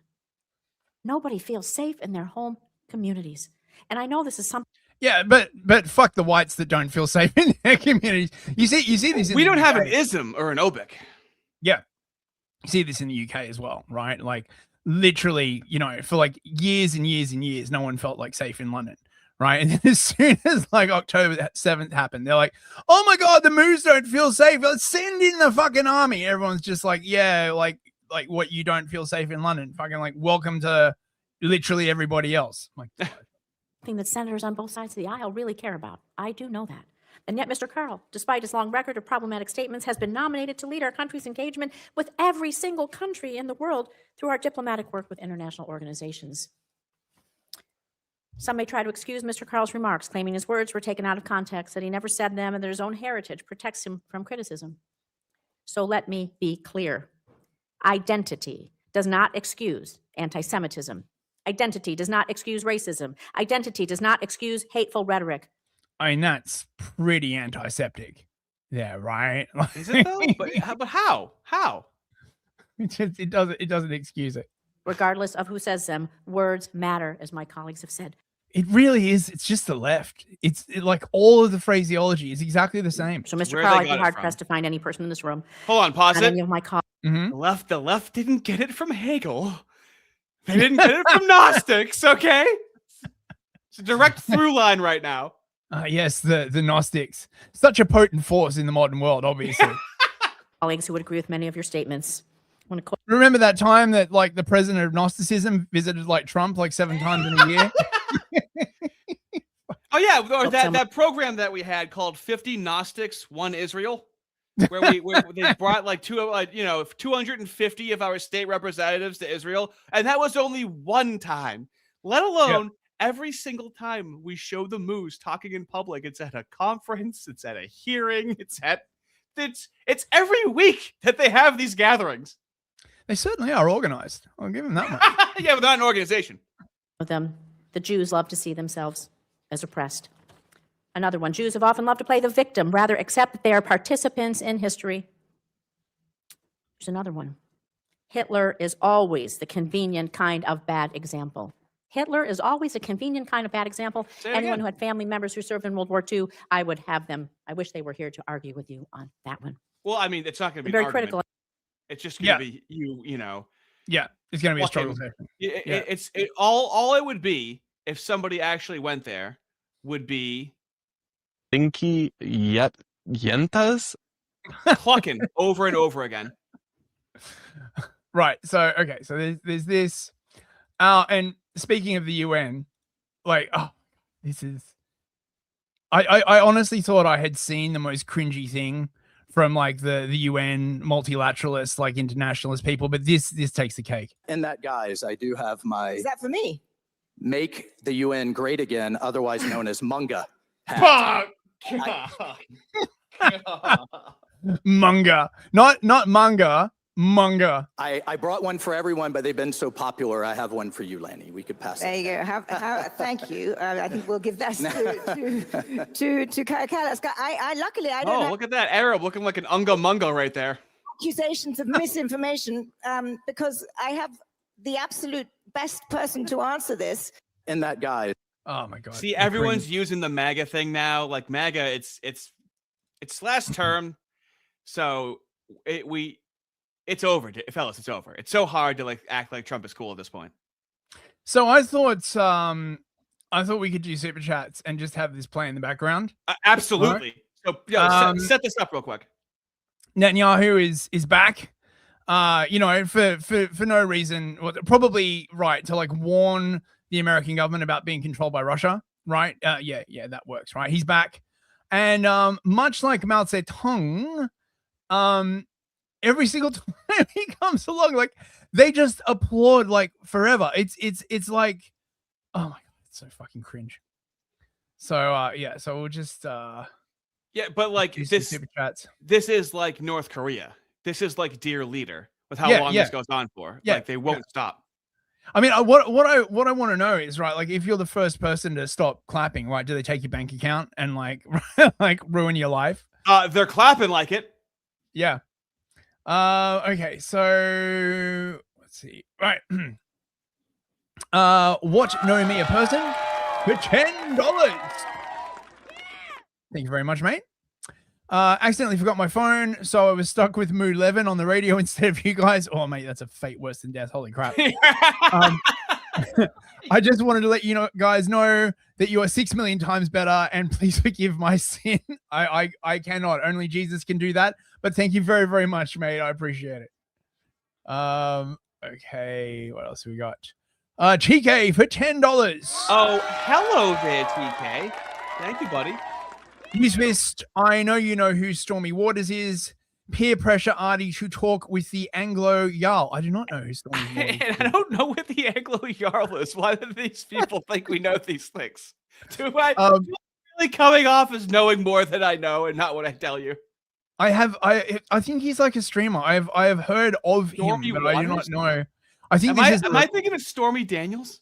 No, that's what I always think of Stormy Daniels as well. No, but I believe Stormy Waters is like an actual like streamer of some kind. We should I don't know, look him up or something like that. Yeah. Leaf Man with the frying pan for 10 US dollars. Thanks, mate. Base moves want to take control of right ideology and poison it. For example, 2016 Ben and Milo before his vacation. Oh, I'm sorry. I know who Stormy Waters is. He wants us to bring him on stream to talk to him.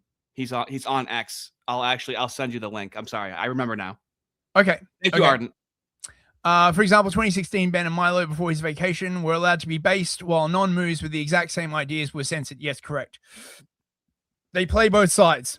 I am often reminded of a quote by Albert Pike, who was like a big heavy hitter in Freemasonry. Whenever the masses need whenever the masses need a leader, we shall supply him. I think about that quite a lot, actually. All right. Okay. Again for $5. Here we go. This is all you.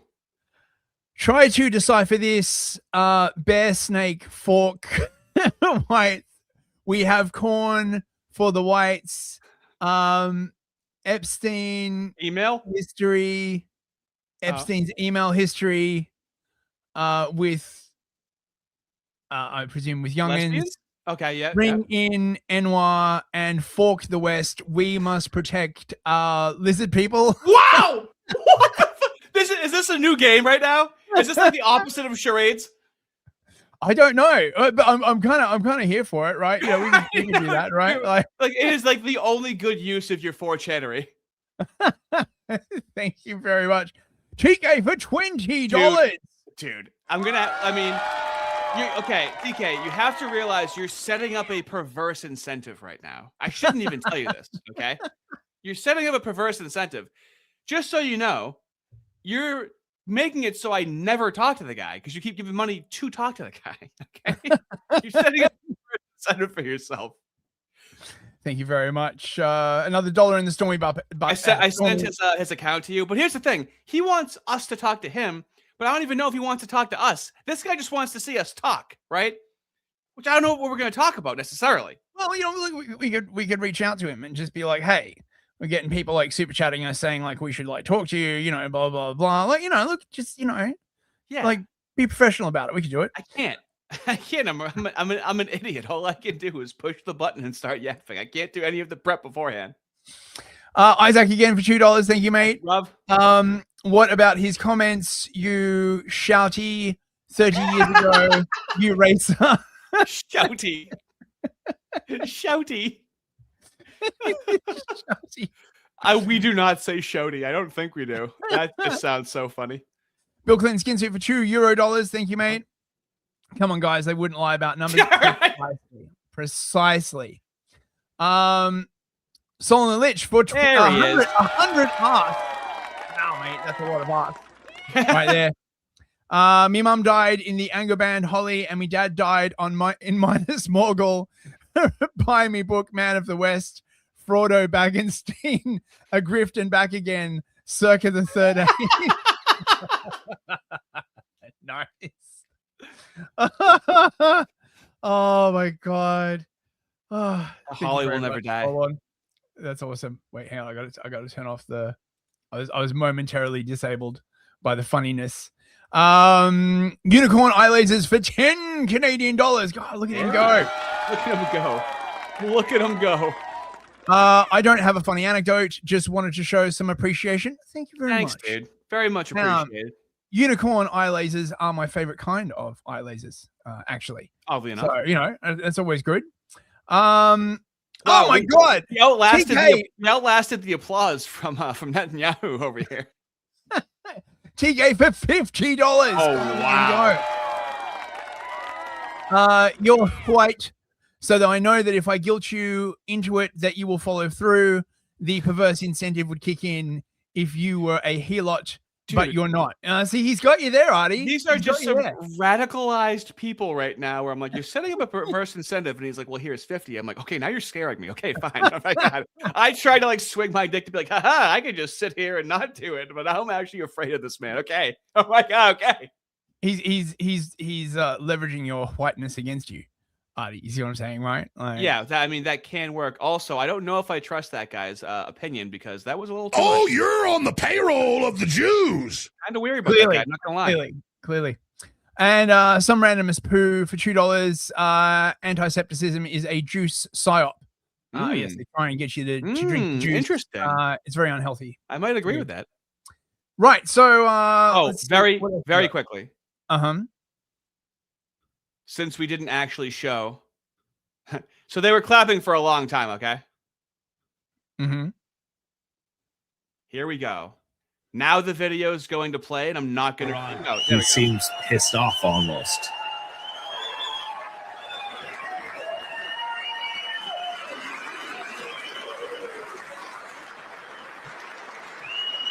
The Congress members are basically ejaculating at the sight of him.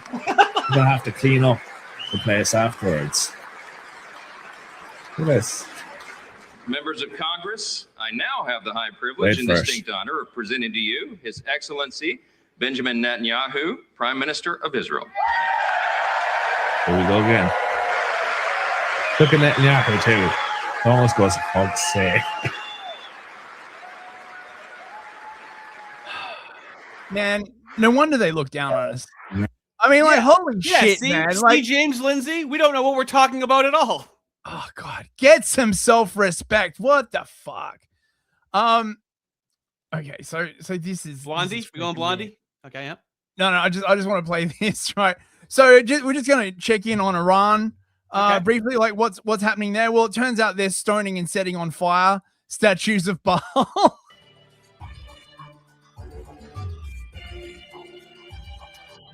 Look at this shit, right? Huh. What are they implying, Fist? This is you're more cultural than I am. What could this possibly mean?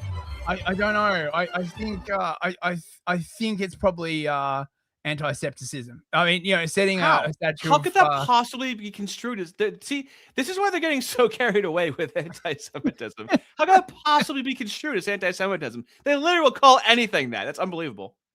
Right. So, oh God, the Trump administration is going to make me agree with this woman. Is that what they're going to do? Mate. So the Epstein files continues to roll through the Trump administration like a canister of sarin gas, just completely fucking destroy. Oh my God, this is such fucking bad optics, right? Pam Bondi had to do like I don't know, I think it was like a 4-hour stretch on the House floor. She's clearly not up for it, right? I mean, this is not a job. She said hate speech. She actually talked about hate speech publicly. This is not a job for a woman, right? I'm sorry, right? Like, you know, you need a dude to be doing this, right? She's clearly like not up for it. To be part of that, and thank you for highlighting that, Congressman. Thank you. I yield back. Gentleman yields back. The gentlelady from Washington is recognized. Thank you, Mr. Chairman. Good morning, Attorney General Bondi, right here. We are joined in this room by some of the thousands of survivors from Jeffrey Epstein's horrific sex trafficking ring. They have shown such incredible courage in speaking out, in demanding accountability to bring the predators and pedophiles to justice. The Epstein Files Transparency Act required your Department of Justice to disclose the perpetrators connected with Epstein's criminal activities and to redact the information of survivors to protect their identities. Let me show you what actually happened. First, in violation of the law, your department has shown a pattern of redacting the names of powerful predators. Here. So Adam Party just like pointed out, we could have had Matt Gaetz, but oh no.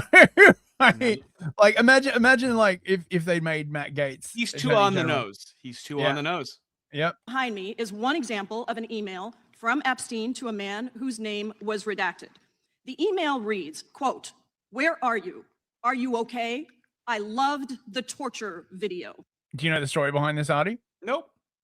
I've been in slop land for the past 2 days. So it turns out, right, the guy who loved the video in question, right, is the head of Dubai Ports World, which is one of like the biggest shipping companies, right, like in the world, right? Yeah. And basically, this dude dissed him somehow. Okay, so he kidnapped him and basically like tortured him to death, right?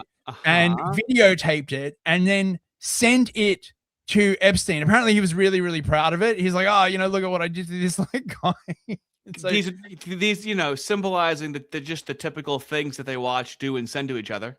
Yeah, I mean, hashtag just, elite things, right? Relax to a nice, like, torture video.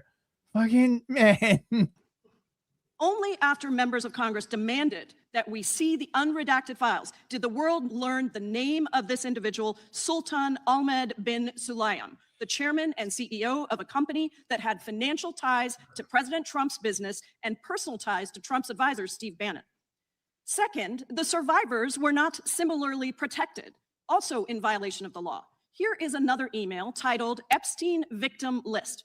We have blurred the names of the survivors for protection, but your Department of Justice initially released this list of 32 survivors' names with only one name redacted, along with numerous files that disclose not only the names, Whoopsie, whoopsie, the emails and the addresses of survivors, but also nude photographs and even the identities of Jane Does who had been protected for decades until your department released their names. Whoopsie, whoopsie. Boy. Boy, oh boy, oh boy. Survivors are now telling us that their families are finding out for the first time that they were trafficked by Epstein. In their words, quote, "This release does not provide closure. It feels like a deliberate attempt to intimidate survivors, punish those who came forward, and reinforce the same culture of secrecy that allowed Epstein's crimes to continue for decades." To the survivors in the room, if you are willing, please stand. And if you are willing, please raise your hands if you have still not been able to meet with this Department of Justice. Ooh, so they just got their Please know no for the protection. record that every single survivor has raised their hand. Ah, boy. Attorney General Bondi. Whoopsie. You really can't do that. Like, how am I supposed to defend this as somebody that wants to support this political party, Oh, mate, this is such a massive clusterfuck. My God. Fucking You clams. apologize to the Sorry? It's the fucking clams over here. Yep. In charge. survivors in your opening statement for what they went through at the hands of Jeffrey Epstein. Will you turn to them now and apologize for what your Department of Justice has put them through with the absolutely unacceptable release of the Epstein files and their information? What a crazy foreign female face. Congresswoman, you sat before Merrick Garland sat in this chair twice. Attorney General Twice. Bondi, No, can I finish my answer? No, What I'm gonna aboutism? reclaim my time because I asked you a Attorney General, specific question Attorney General that can I would respond to your like you question. to answer, which is, will you turn to the survivors? This is not about anybody that came before you. It is about you taking responsibility for your Department of Justice and the harm that it has done to the survivors who are standing right behind you and are waiting for you to turn to them and apologize for what your Department of Justice has done. Members get to ask the questions. The witness gets to answer in the way they want to answer. The Attorney General can That's not respond. accurate, Mr. Chairman. Because she doesn't It is like the my answer. time. So, Mr. Chairman, why I have asked didn't a she ask question. Merrick Garland this? I am Twice. reclaiming Oh my God, dude, this is just two women fighting. It just sounds like two women fighting. This is why women Sounds should like my not- girlfriend and her sister fucking fighting with each other, dude. Get me Yep. out of here. You're both right. Let me leave. Man, women should not hold political office. Oh, I'm it's the sorry, tone. right? It's Like, the I'm tone. sorry, any women who are like listening, but for every Margaret Thatcher, there's like thousands of these like weird fucking harpies. It's not a good look. I know, for but her men's theatrics. voices arguing. Women they hit a note that men don't hit when they're arguing. Men don't argue like that. Sorry. The time belongs to the gentlelady. The gentlelady has 17 seconds. Thank you. you're not going to answer this question. So let me just Chairman, say I'll this. direct it to What a you. No, massive I'm cover-up. answering a question. Chairman, will you restore her time? The witness is interrupting. Gutter with this woman. Stop the She's time. doing theatrics. Let me have my The time. gentlelady from Washington controls the time. The gentlelady has 17 seconds. You can proceed with your final Thank you. 17 seconds. What a massive cover-up this has been and continues to be. Donald Trump made the release of the Epstein files the center of his political campaign because he thought it would benefit him. Then you got into office, Attorney General, claimed to have a client list, only Regular to order. then say that there was no list. Your deputy, The time Todd of Blanche, the- met alone time of the with gentlelady Ghislaine has- the Maxwell time of the and gentlelady has transferred her expired. to a minimum security prison. And now you continue The the time of the cover-up. And gentlelady I has wish expired. that you would turn around to the Now, look, this is clearly like performative Democrat outrage. Yes, dude. But this just looks so bad. It's right? Dude. That just brings me back. Oh my God, this is such a disaster for the Trump administration. Like, holy shit. Where he's listed as a co-conspirator, not to tax evasion, but to child sex trafficking, not to prostitution, not to money laundering, child sex trafficking.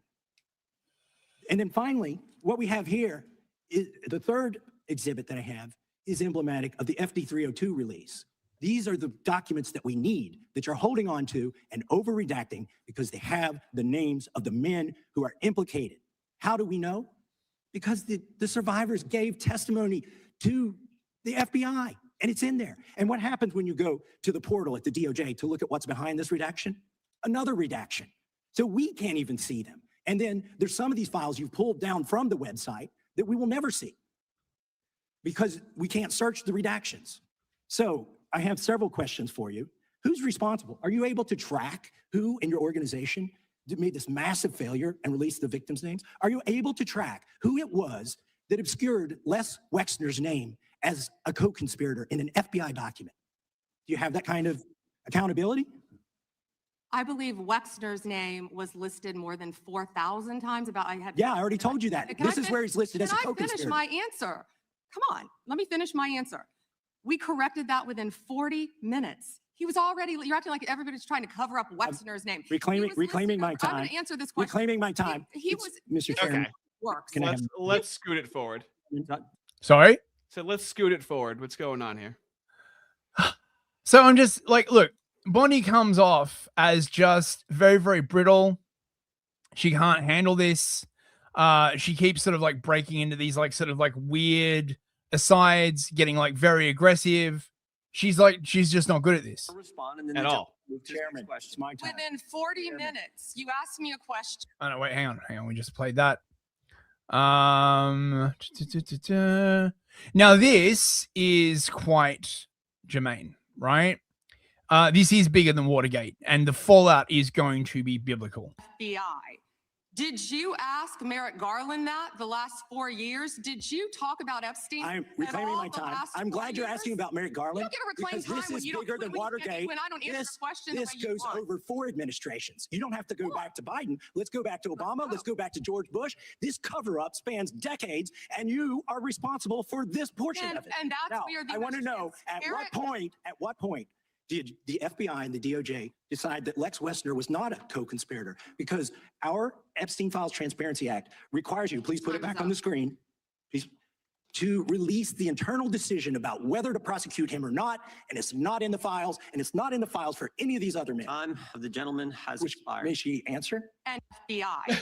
Now, this went on. There's tons of this stuff, right? But the thing that everyone remembers, because this is the way this shit works, Sorry, my bad. Hold on. right? Yep. Is oh mate, this is a very, very bad dodge. The Dow is over $50,000. I don't know why you're laughing. You're a great stock trader, as I hear, Raskin. The Dow is over 50,000 right now. The S&P at almost 7,000. And the NASDAQ smashing records. Americans' 401ks and retirement savings are booming. That's what we should be talking about. We should be talking about making Americans safe. We should be talking about, what does a Dow have to do with anything? That's what they just asked. Are you kidding? Mr. Jordan, Mr. Jordan. Committee will be in order. Mr. Jordan, am I going to get an extra 45 seconds added to my time? The committee will be in order. The time belongs to the gentleman from Texas. Ms. Bondi, the Attorney General can respond. Thank you. The Dow has shattered 50,000. Oh my God, lady! They said it couldn't be done in 4 years, yet President Trump has done it in 1 year. Where would you be without us? You can't do any of this without us. Don't you understand? The Dow is over 50,000. What are you complaining about? I think this might be like sort of a classic sort of mooish dodge, right? Like when they get into trouble, they just like start juicing the economy, and then they're like, what are you worried about? But this clearly is not working, right? No one gives a fuck about the stock market. Let me pump She's not out- the fucking. Huh? I need to. Somebody sent us a very pertinent anime video of this woman as a Rumble rant that I need to get out. But go ahead. Okay, I mean, like she's not the Treasury Secretary. She's got nothing to do with the fucking economy, right? This is like bullshit. Just the final one. Yep. This is fucking hilarious, right? She tries the anti-Semitism play, and it backfires spectacularly. Check this out. Didn't see one tweet, not one. I didn't see one tweet when Joe Biden was in office about Bill Clinton. Didn't ask Merrick Garland anything about Epstein, not once when he was. Weak sauce. And also, I want the record to reflect that, with this anti-Semitic culture right now, she voted against a resolution condemning. Oh, Is really? I just want to be clear. So you want to go there, Attorney General? Or do you want to go there? Are you serious? It's turning into black women. Oh my god! Oh no, you didn't. Yeah, it's turning into fucking black women. To a woman who lost her grandfather in the Holocaust. Really? The committee will be in Start order. clap talking. Talk to Jared Wise about anti-Semitism. The ranking member. What's that thing from Pokemon, right? Bondi used anti-Semitism. It barely worked at all. So yeah, there's a bunch of other like stuff. I've got some. I do have some like funny shit. Actually, I have a pertinent Pam Bondi. Okay. But real quick, I need you to read this since I think you'll understand it. Kalogi, $5. I just joined Lowe's new Restore Britain boys. Guy had 20% of the British electorate without a party even. Such a relief to have someone to throw a vote that isn't Nigel Sabotage. See what happens. Yeah, I am quite excited by this. We'll see where it goes. I think I'm probably going to join as well, actually. Oh, interesting. Yeah, well, like Lowe is like a massive Chad, right? He just finished up like the struggle snuggle inquiry, and it was harrowing, right? Like I couldn't even like read like most of it because it's just I can't handle it. And it's not in my country. In my country, would magnify it. It's literally worse than the Epstein shit, right? Like it's just ongoing. It's not. Oh yeah, it's ongoing, right? Like, oh, dude, yeah. So yeah, nice one. Thanks, Kalegi. And then he sent this link right here. アメリカ国民に説明できるか。なぜお前は子供を人身売買し犯した数万長者を守っているのか。なぜよ、お前を人身売の儀式 Who traffic children and touch them in satanic rituals. The Dow is over $50,000 right now. The S&P is approaching 7,000. NASDAQ is setting record highs. Oh, this is great.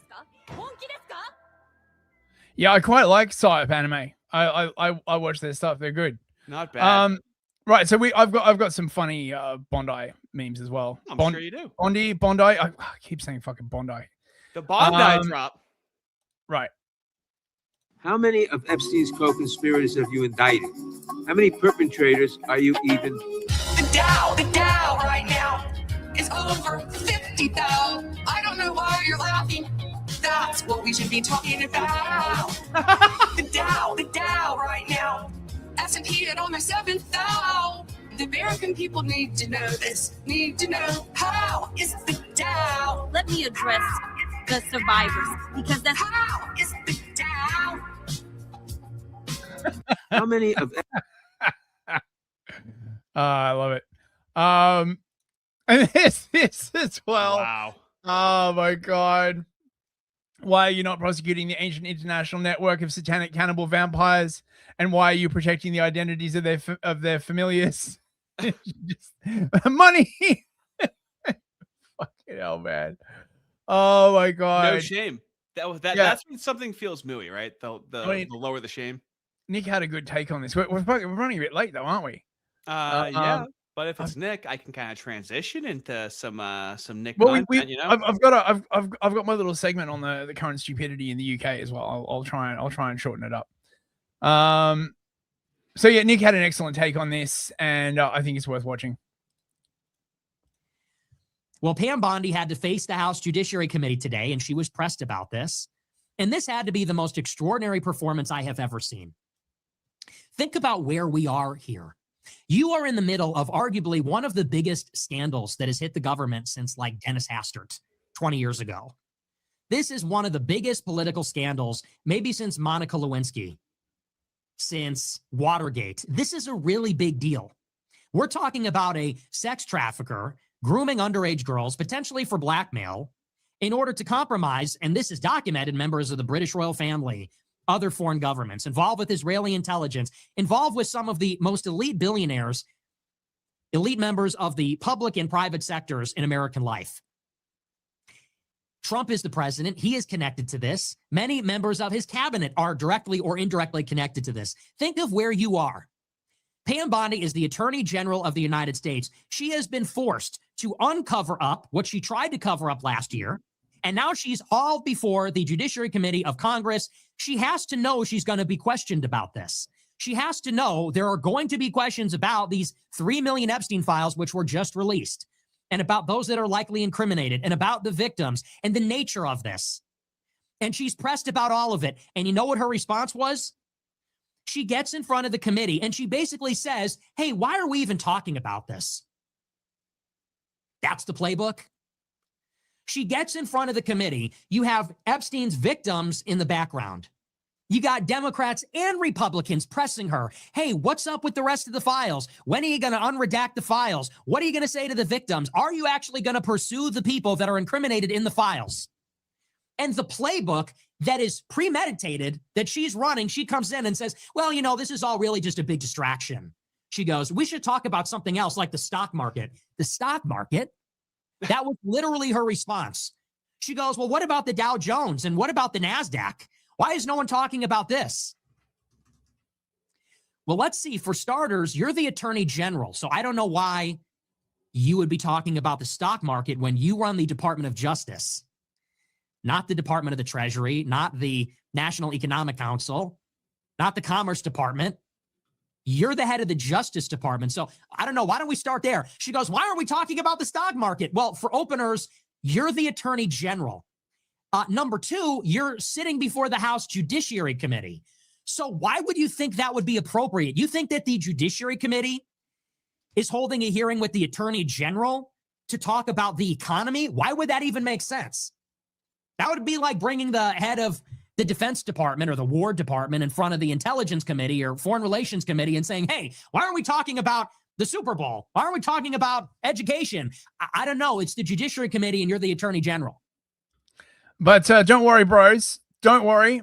Trump is here to make everything better. Yeah. Here is him with Howard Lutnick, who is like also in the files, right? He's part of the Mooish network, right? What does Trump have to say? President, I know you've urged people to move on, but I'm curious, why do you think your supporters in particular have been so interested in the Epstein story and so upset about how it's been handled? I don't understand it. Why they would be so interested. He's dead for a long time. He was never a big factor in terms of life. He was never a big factor in terms of life. He's a bit of a loser. Actually, I don't know why anyone's still talking about this. I don't understand what the interest or what the fascination is. I really don't. And the credible information's been given. Don't forget, we went through years of the Mueller witch hunt. And you got everyone's attention! The Steele dossier, which was all fake. All that information was fake. But I don't understand why the Jeffrey Epstein case would be of interest to anybody. It's pretty boring stuff. It's sordid, but it's boring. And I don't understand why it keeps going. I think really only pretty bad people, including fake news, want to keep something like that going. But credible information, let them give it. Anything that's credible, I would say let them have it. Yeah. Right. Yeah. Yeah, right. You have to back that guy. You have to back that guy. Really? This is a fucking disaster, man. Right? The Dems are gonna get back in. They're gonna start a fucking like proper purge this time. They'll be dragging people out of their houses and like actually like shooting them. They're talking about eating children. They told everybody I've eaten children. I haven't eaten any children. Oh my god. Right. Super chats. Dawn Browning for $20 Australian. Hey Dawn, how you doing? Thank you, mate. I can at least give you a little shake of a lamb's tail right there. The least I can do. It's a super sticker. Do you know what said super sticker actually super stickers? Yeah, actually, let me try this. Artie? Let me try this on for size right now. Give me just a minute. It is. You want to just hide that? Yeah. It is a little lemon on one knee, exclaiming love for the stream. Thank you very much. Thank Much you, appreciated. Dawn.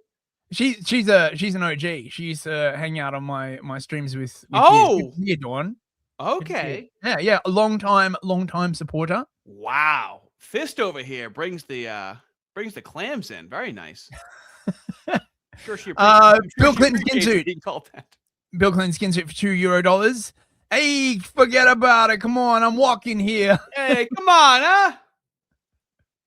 huh? Bloody cupcake for $5. While I want these Steen clients to be punished, the performative lib left outrage makes me want to puke. Yeah, I mean, right, like no, it's supposed to be an important thing, and it's being handled like it's a elementary school. Suddenly, they care about children, right? Like, you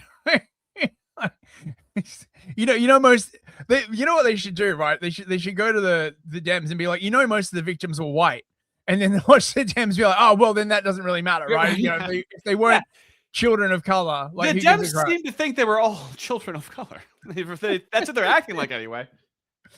Bear in the Woods for $10. Thank you, mate. Hello there. Thank you. We demand you release everything without redaction. Why did you redact stuff? Why didn't you redact more? We blocked the release for 4 years. Why didn't you release them while out of power? Yeah, it's all like a massive like shit show, right? Dog and pony show. Last remembrance for $2. Cluck, cluck, cluck, cluck. Yeah. Thank you. Yeah. Thank you. 1 it does minute sound like that. 1 minute of listening to women talk. No. Debate in a courtroom. Oh yeah. The new GM for $10. New G. How you doing, mate? Damn, my entire feed is finance shit today. I think all the buttery kipper has YouTube putting me in a very shrewd demographic. Very shrewd.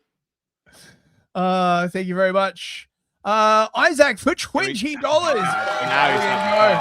Now the man's having fun. Oh my god. How good are you? Just go fast, lightning speed. Bears in the tree knows the holly will not be forgotten. Keep them buttery kipper and handsier dollars. Keep them clapping and them BM butter up and then be butter up. Eps will let a friend for jerky. The Pambo opens Void month. This game is called Hieroglyphics. Infinity 14 hands 88. The Dow is up. Wow, man. Thank you. Not bad at all. Thank you. I think I managed to get most of that. Cubics for $2 Canadian. Pam, just shut up. Yeah. And then we have cubics over here. Everyone's expressing their discontent differently. Saying what we're all thinking. Randomness poo for $5. I'm just constantly reminded of Ayn Rand's quote about a woman president. Before I leave, just remember I support the forced radiation of Belgium. He really doesn't like the Belgians. Thank you very much. And Isaac again for $2. Thank you, mate. Foids and dollars be like bears and the holly. Oh yeah, baby. Yeah, they do. Bears and elves all the way. And Ardent Party for 2 loonies. Find me on X, like the stream, love your people. Yes, indeed. Check out one of my people. Yeah, check out Ardent Plays on Rumble, I believe. Good stream. Is that? Oh, here we go. Another one. Bill Clinton skin suit for €2. Somebody ought to get their block knocked off. Okay, so How it feels. We have this brief interlude, right? Since I am forced to live in the UK, you are forced to deal with the fucking stupidity that is going on here, right? Okay, that's how this works, right? We share the pain, and believe me, living in this country is. Oh, I'm so fucking jealous of you Americans, right? This thing came across my like feed of like this fucking excellent like lever action revolver rifle, and I was just like, why can't I have one of those? Because you don't have a license, mate. So the whole of the UK went mental because someone actually said the truth, right? This I think it's still a fucking story. 4 days this has been going on, right? Because of this. Check this out. Huge levels of immigrants coming in. I mean, the UK is being colonized. It's costing too much money. It will cause. It'll cause. Well, the UK is being colonized by immigrants, really, isn't it? I mean, the population of the UK was 58 million in 2020. No, it's 70 million. Oh, actually, it was 58 million in 2002.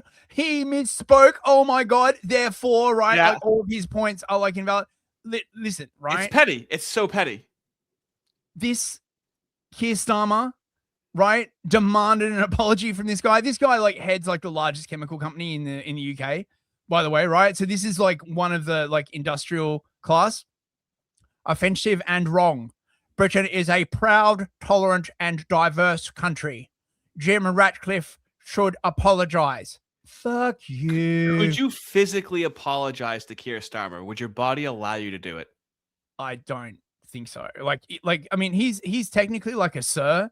I would never like call him like sir. You've got to be freaking kidding me, right? Right. Like there should be like an opposite of a knighthood, right?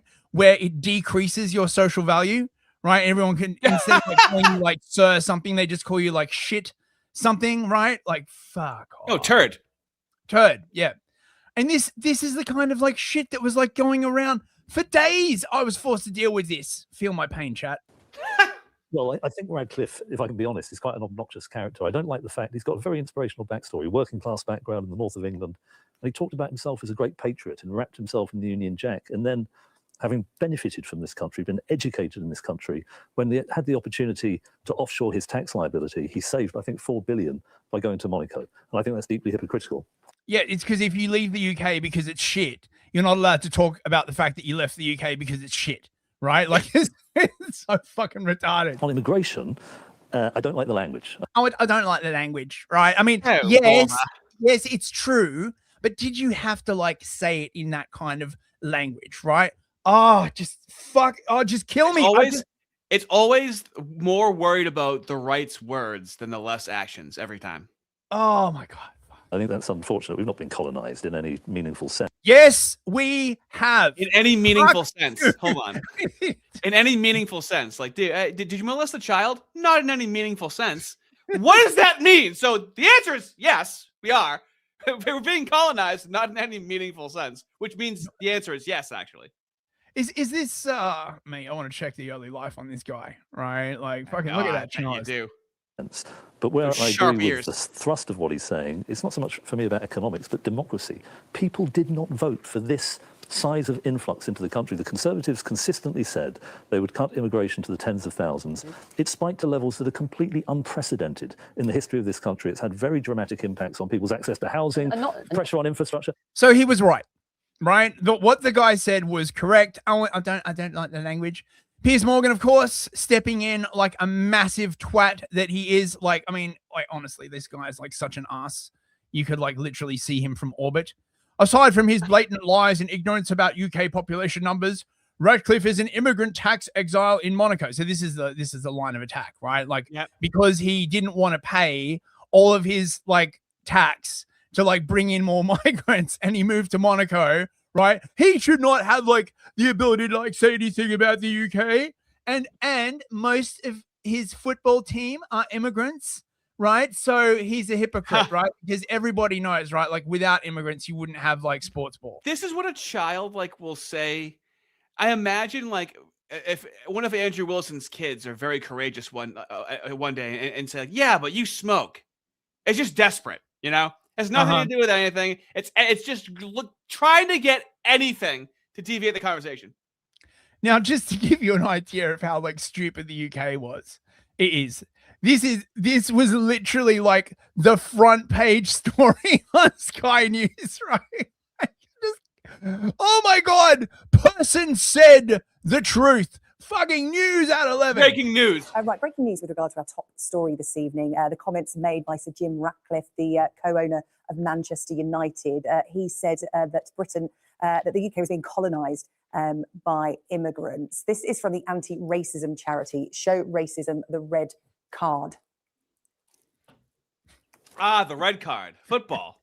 Yeah. See, sports, like I think it might be the same in the US, but in the UK, right, it's absolutely cucked and koshered, right? Like, you know, they were still kneeling before every fucking game, like well after BLM had like died, right? Here we go. Show Racism the Red Card has put this out on social media, saying language of this kind echoes narratives that have historically been used to stigmatize migrant communities. Oh, it echoes narratives that have historically been used to stigmatize minority communities. Fuck off. Oh my God. Fucking roll it up, right? Put it in a cone, shove it up your ass. Fuel division and legitimize hostility towards minority groups.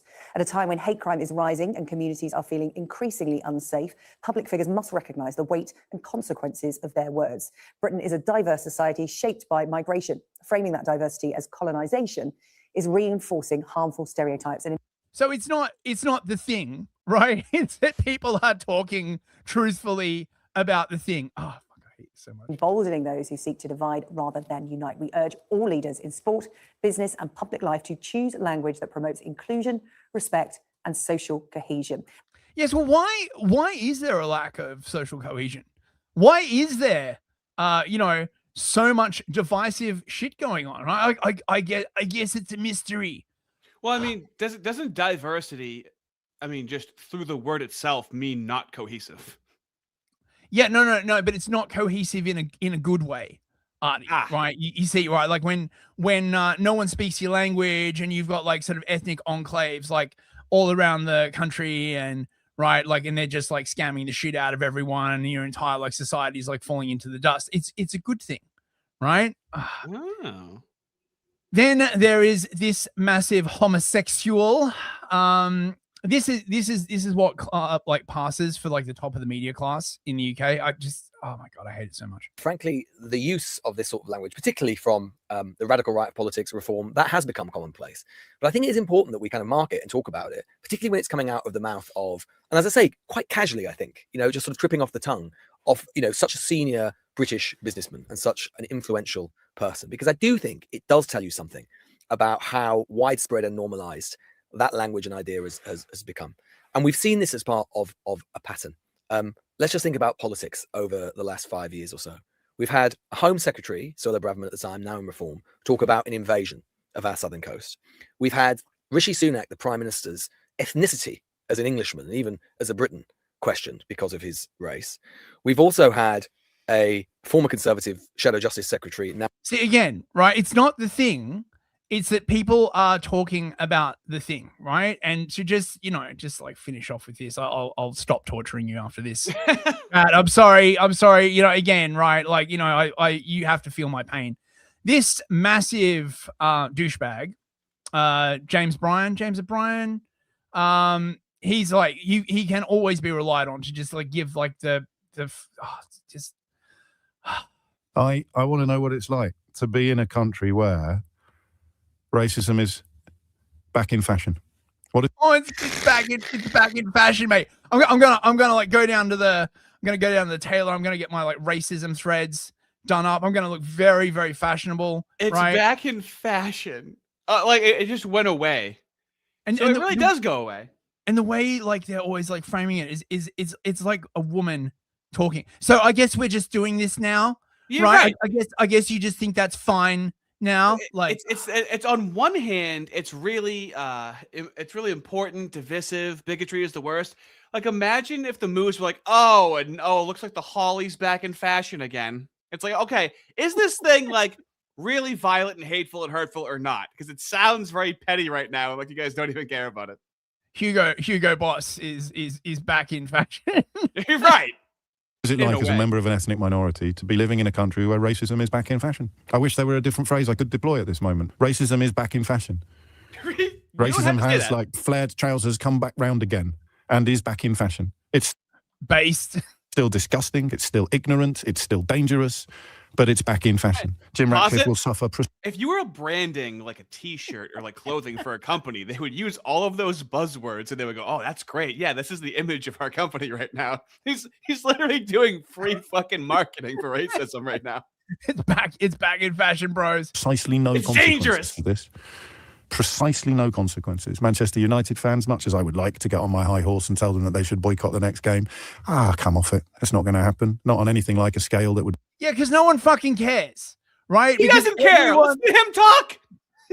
Everyone can see how fucking bad shit is, right? Did you at least make it sound like I should care, dude? Jesus. Oh my God. Make a dent in this man's self-regard. We are living in a country where racism is back in fashion. We are living in a country where people are sticking tatty flags on lampposts to tell their brown neighbours that they're not welcome here. Yeah, so this was about when like a bunch of people put up like, you know, the British flag, right? The UK flag. They stuck it like everywhere, and all the anti-racists are like, no, you can't put up like the Union Jack. Like, how dare you? Don't you know it makes all the like migrants feel uncomfortable? And everyone's like, what the fuck is wrong with you? And the media will pretend that it's something else. Because much of the media Will they? is racist. Oh, fuck off. Oh, just fuck off. Fuck right I love off. that. I wish I could nail that. I just wanted to show this, right? This makes me want to get violent. This is okay. So if you have ever had the displeasure of going on, you know when you add too much salt to a meal and you have to add some sugar to try to balance it out, like this is just trying to balance out all the colonization, right? Right. So if you have the displeasure of going on the London Underground, you will see crap like this. They put up like poetry, right? Nothing good, right? Like not like Chaucer or in anything like proper. It's always crap like this, right? Colonization in reverse. What a joyful news, Miss Matty. I feel like me heart gone burst. Jamaica people colonizing England in reverse. By the 100, by the 1,000, from country and from town, by the shipload, by the plane load, Jamaica is England bound. Them pour out of Jamaica. Everybody future plan is to get a big time job and settle in the motherland. What an island, what a people, man and woman, young, old and young. Just pack them bag and baggage and turn history upside down. Jamaica, we have a bobsled team. Wow. Fucking, oh my God. That is meant to be demoralizing and nothing else. Oh, and he cucked and apologized. After all, dude. So it wasn't even worth it. It was all for naught. I just want to let's just check in, shall we, on the average person on the street in the UK at the moment, shall we? Would you like to see change or no change? Change. What changes would you particularly like to see? I'd like to see them all arrested, all of them. Those who are in Parliament, which is a den of iniquity. The Welsh Parliament is just a talking shop, a complete waste of money. And it's like communist. The what's his name? The leader of the Welsh one. Very nice. Very nice. He's right? getting black-bagged. I like it. Right. So I think that's that's it, man. That's it. Right. So okay. Time for you to start driving, man. We got on. Yeah. Okay, we're running about 15 minutes late, but that's okay. That's okay. We're good. We can run. Wait. Super chats. Half an hour over. Yeah, we're good. I think have we got any more super chats? Hang on. Yes, I believe yes, we do. The fellas got the point. Waffle for $20.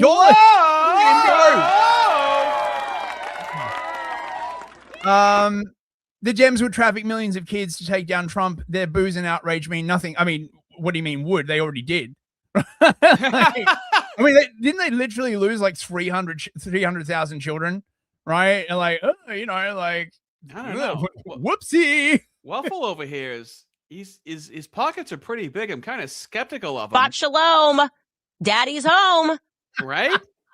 I mean, I don't know about this guy. It's just kind of dishing it out like that. I don't know if I trust this guy. Thank you so much, Waffle. Really appreciate it, mate. Bill Clinton skin suit, 2 months membership. Thank you. I must away. Keep up the good work and happy Valentine's Day to all the fellas. Indeed. Thank you very much. Me and my hand are gonna reconnect tonight, so to speak. Bro, too much information. I like it. New GM for $10.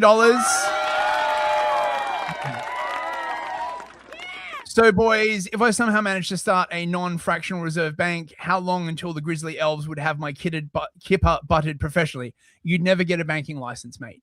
I know, right? They do that. That's for them to do. Yeah, you got to have a license, and something tells me you don't go to the right synagogue to get a banking license, bro. It's just not that easy. It's not a universalist system. Yep. Isaac for $2. Thank you very much.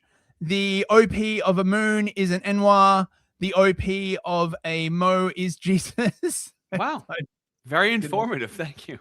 Thank you very much. Thank you for the pictures for me since I can't read. Johnny Two Ducks for $10.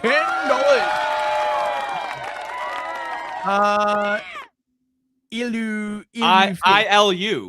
I love you, Fist. Aw, thank you very much, Johnny. Wow, it looks like you have a Valentine. Oh, I do. Call up the wife now. What else have we got? New GM for $5. Thank you, mate. Thank you. Racism is really on a generational run, though. Total hot girl summer for racism. Yeah. Oh yeah, dude. Racism has the low-rise jeans on. Okay. I mean, when the women start picking it up, right? It's over, right? Because the women will take any ideology once adopted and just like push it like to the end goal, basically. All I'm saying, racism isn't even bent over, and I can see the crack out of the jeans from behind. Okay. Absolutely. King Spectre for $5. Racism is back in fashion, huh? I'm a bit of a hipster who was doing it before it was cool. Indeed. Yeah, right. All these Johnny come latelys, Right. right? I've been wearing bell bottoms the whole time. Yeah, that's right. Exactly. Okay, and the super chats. Let's get Okay, on this to is Trump is not our guy with Joel Webbin and Nick Fuentes. Okay. He had this excuse that you get elected president and you need personnel to then run the White House. And if you're trying to drain the swamp, who do you bring in to actually do this? Pam Bondi? What's that? Pam Bondi. Pam Bondi, yeah, right. Well, and in the first term, you come in with no people. He had a very small campaign, and they weren't political people. It was a lot of people he knew from the business world. There's a lot of people he knew from his other professions, his other careers, of which he's had many. And so he relied upon the RNC to staff the White House. And so it was Reince Priebus, who was the RNC chair. He was then put in charge of staffing the White House. And I knew a lot of people in the first Trump administration. I would go to Washington, D.C. I'd get lunch with them. I'd get dinner with them. And they would joke about how if you were loyal to Trump, if you were on his campaign, it made you less likely to get hired by the Trump administration. Isn't that interesting? People that were loyal to Trump would be less likely to enter his administration. This is what I try to explain to people sometimes. When you're at the highest echelons of power, you can't just do stuff. You're constantly surrounded by snakes. But it's more than that as well, right? Like, the people that get you elected are often not the best people to actually help you maintain power or govern, right? Because there's sort of different skill sets, right? So when you're trying to get elected, right, you want sort of highly vocal people who are very critical, who have rhetoric, who can move the crowd. But once you're actually in office, these same people can become a liability if you got a sort of thing you want to do. You see that through history a lot, actually. Mm-hmm.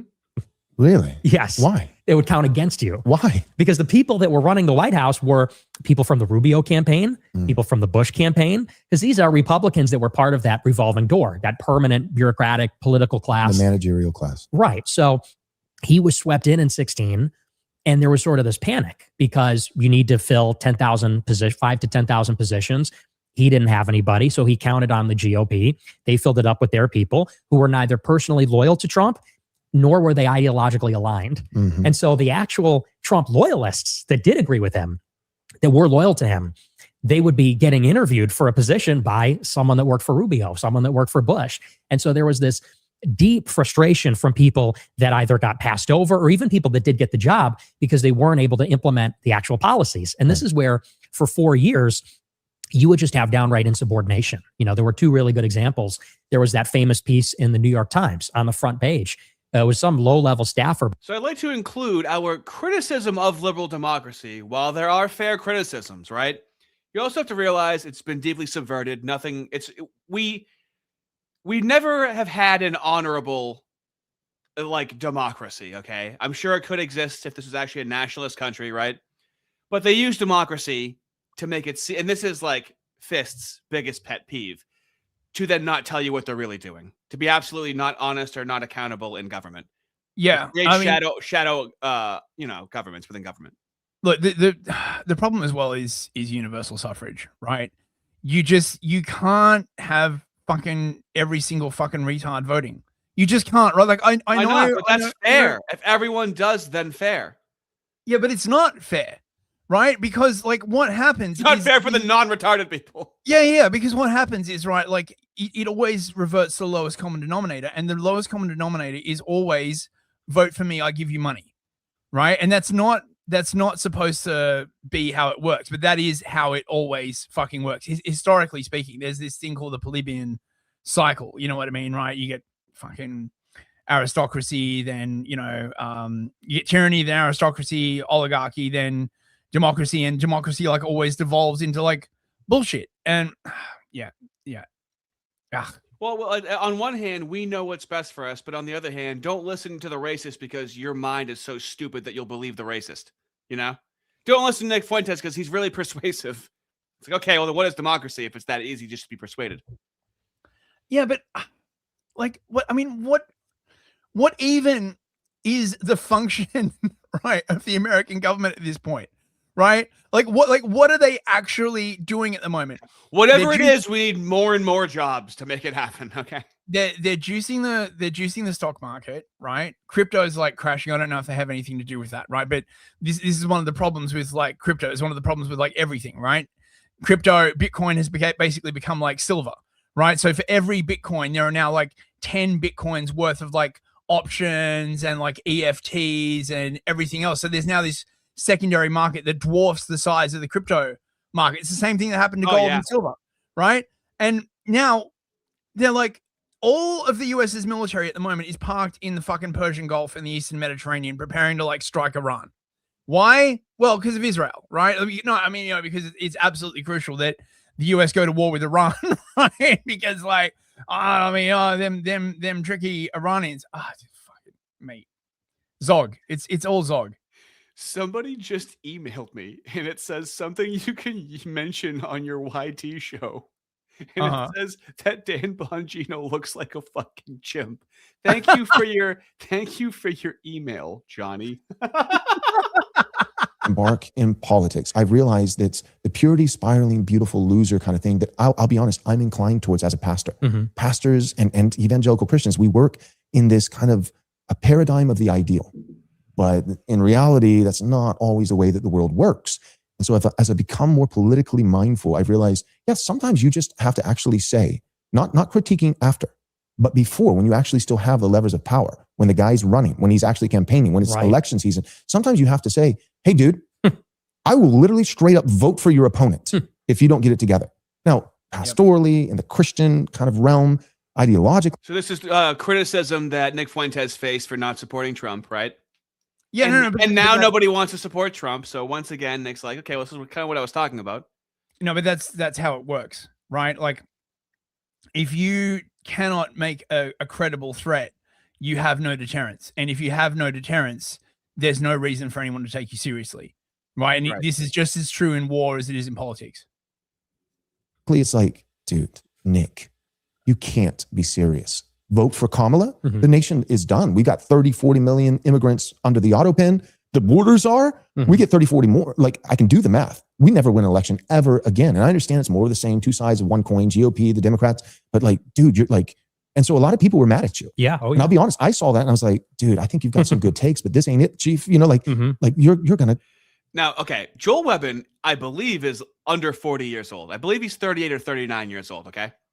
He's got the Matt Walsh thing going on. His brain is 85 years old. Yeah. He's trying to, like, we can agree he has, we've seen his advertisements, okay? He's trying to push his NXR studios. And he has Nick Fuentes on, so he's like, this is how we can get to the youth. And so, like, he said, that ain't it, Chief, okay? He never says that. He's code switching, so to speak, okay? Do you want to know who says that? Destiny said that, like, a decade ago. He would go, that ain't it, Chief, okay? So he's getting in, he's trying to squeeze in some, like, internet lingo. I think it's precious, but it just sounds weird. He's going to say chimp, okay? And just let me know if it ever sounds normal or typical for him to say chimp. Kill the country. So even some of my friends, even some of my pastor buddies, you know, like knowing that we were going to do this and like, you're like, and they weren't even like, you're going to have the gay fed Mexican. No, it was like, you're going to have the guy who said, you know, encouraged, because people listen to you, millions of young men to go out and vote for Kamala. That guy, he can't be our guy. Right. That's just an edgelord, provocateur. That dude, he's America first. No, he hates America. Clarify that. Yeah. Well, what I actually said last year, because I never told anybody to vote for Kamala, and I didn't vote for Kamala. I didn't think you did. You just said Trump has to get together or I'll withhold my vote from him. Exactly. Well, and so, you know, when people say you told people to vote for Kamala, that is a lie. Okay. And that was a political lie. And it was a political lie that people intentionally created because they didn't like what I was actually saying. And what I was actually saying is that we need to pay attention to Trump's campaign rhetoric and what he's really promising. And so this was in response to two things in particular, which I think anybody would find troubling. Last year, or in, I guess, depending on when we're filming this and when it releases, it was in May of 2024. Nikki Haley goes to Israel and she endorses Trump. Classic. Yeah, oh, yeah. Classic. One of many trips. Right. Nikki Haley goes to Israel on behalf, she says, of the Trump campaign. She drops out of the race. She endorses Trump. And in the same week, Miriam Adelson commits to give Trump $100 million.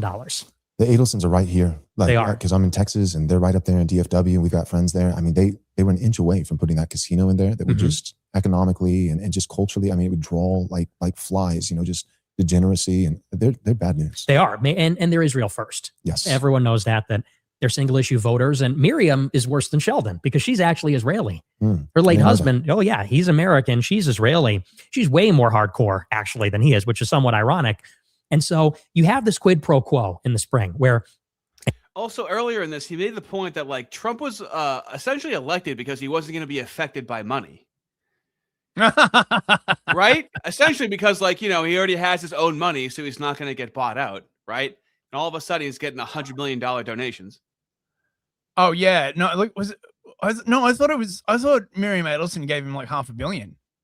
My fucking brain can't understand that. I'm pretty sure she got up on stage with him and he was like, and Miriam, you gave me like $500 million. And she's like, you know, in that like weird German or Russian accent that she has. She's like, oh, you know, maybe I'll give you another 500 million. Oh, fuck. You know, so I guess the moral of that story is that, you know, there's greed and there's greed, right? You know, they're like, you know, they're not, the elites are not like you and I you know, right? Like, I mean, that is the epitome of everyone has their price. Well, yeah. But I think I'm moral. I would never. No. Okay? I think it is more that everyone has their vice, right? In the sense that, right, like money just by itself is nothing, right? Money is about like what you use it for, like what you spend it on, exactly. Right? And remember, right, like these people, they've got more than just money, right? Like if your vice is like power, they can give you that. If your vice is sex, they can give you that. If your vice is like, you know, fine clothes, or isn't this how you groom an asset? Yes. Yeah. Yes. Yes. So first you need to find the right kind of people, the people who essentially have uncontrolled passions, because that gives you leverage, right? That's why like no one who doesn't have like, you know, burning ambition or like, you know, desire. I mean, look at what happened to Jordan Peterson, right? Turns out he had a massive loss for money. And after he got co-opted by the Moose, right? He's like suddenly strutting out in like these $10,000 like horrible looking suits, right? You know who introduced him to the tailor who like made that suit, right? Like, oh, I've got this excellent tailor, you should really go and see it. And this is the point, right? It's not just sheer money. These people have access to sort of like just the best things, right? The best restaurants, the best tailors, the best hookers, like everything, right? So it is really like a satanic situation, right? Like, you know, any dream that you can imagine, right? Like on earth, they will fulfill, just not your dream of being close to Jesus Christ. Well, they'll comment on this later on, I believe, where Trump is essentially a 90s Democrat, but he's not an ideologue. Trump doesn't really have an ideology, right? Yeah. Yeah. Other one's Andreessen Horowitz, which is a venture capital firm. Okay. And Mark Andreessen and Ben Horowitz, they put a lot of money behind Trump in 24, and they're invested in all these Silicon Valley companies. Those are just a few. But so do you remember when I think Alex Karp, so Peter Thiel, you know, was a big part of the launch of PayPal or Palantir and is still involved. Alex Karp, CEO, who he's Jewish, right? Alex Karp, yes. Yeah. So Peter Thiel, gay, Alex Karp, Actually, Jewish. Alex Karp what could go wrong? Alex Karp is half black and half Jewish. Emily Euclid. Oh, yeah. Emily Euclid wrote this great song. What does he do? Whisper into his own ear? he steals his own wallet. and then, you know, puts himself in a low income neighborhood, right? Like with extortionate rent. How are there not more Black Jewish jokes? My word. Oh God. But Alex Karp, correct me if I'm, this is just, you know, rumors, but I'm pretty sure at one point he said that his greatest fear, right? I'm on the right, I'm against, you know, the extreme left. But he said, my greatest fear is the Christian nationalists take control and throw me out of a window. Yes. And he has control over facial recognition software with an administration that wants anti-Semitism laws. And this is good? Right. Yeah, that's a real quote. And, you know, Alex Karp, he's Jewish. He's very pro-Israel. And like many Jews, he said that he's paranoid that Christian nationalists are going to come to power, take him out. I'm a Christian nationalist. That's not good. No. And they maintain an enemies list. Palantir maintains a list of millions of Americans that they consider to be potential subversives, dissidents. You're for sure on the list. Do you think I would be? Certainly. Yeah. Certainly. And if it's in the millions, it's your viewers. Yeah. It's my viewers. Yeah. There's not 2 million podcasters. It's ordinary Americans. And that's just some of their, you could argue, their deeper ideology or something having to do with their religion. But you don't even have to go that deep, because the bigger thing with Silicon Valley, which isn't even a conspiracy theory or deniable, is that what they really are after is cheap labor. Yeah. Because when Trump does his fundraiser with Silicon Valley, they aim to disrupt the tech world with government contracts and other things. And their big push now, of course, is AI. They want to build these data centers. They want to bring chip manufacturing to the United States. There's a lot of things they want to bring to it. They want to build an Anduril drone plant in Ohio. Is that with the chips? Taiwan would be the biggest, right? TSMC, yes. Right. And that, are you under the impression, like I know that, you know, China is the boogeyman all the time. And you've kind of pointed that out that, China's not great, but maybe not quite like the number one supreme enemy that we should be worried about on a daily basis as Americans. But would you say, but Taiwan will eventually probably be China? I think it's inevitable. I think it is. Just because of the distance from China. Yeah. And it's in our interest to so then we do that. need. Yeah. I mean, look, Taiwan is like literally right off the coast of China, right? Like it is unfortunately, I think, like inevitable, like the Chinese are going to like take it over. Just the size difference. but not only that, right? Like in order to stop it, they'd have to start a fucking war with China, right?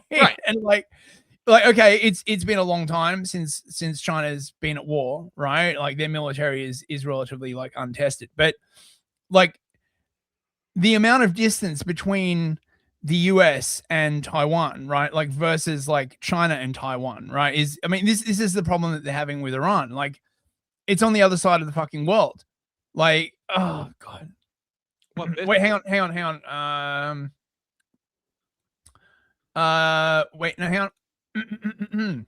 Isaac for $5. Thank you, mate. What a run. What a generational run for Isaac tonight. Sorry, fellas, have to go. Gym time. Christ is king. Beware of the bears. Thank you, Isaac. Lift many weights. I hope you have a great gym session, mate. Johnny, $2 for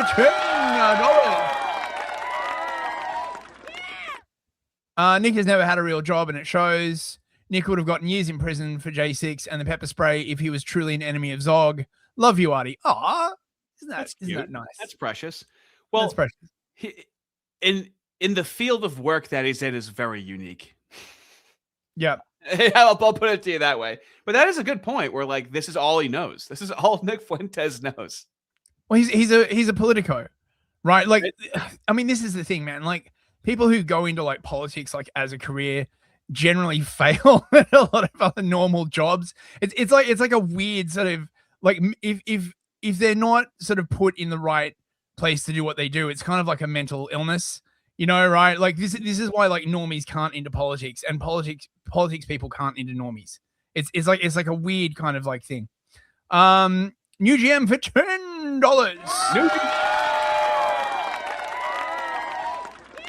The problem with knife edge elections is that if you play chicken for leverage, you must know that the fraction of your levies that will refuse to pull out of the game of chicken won't throw the given race. Well, yeah.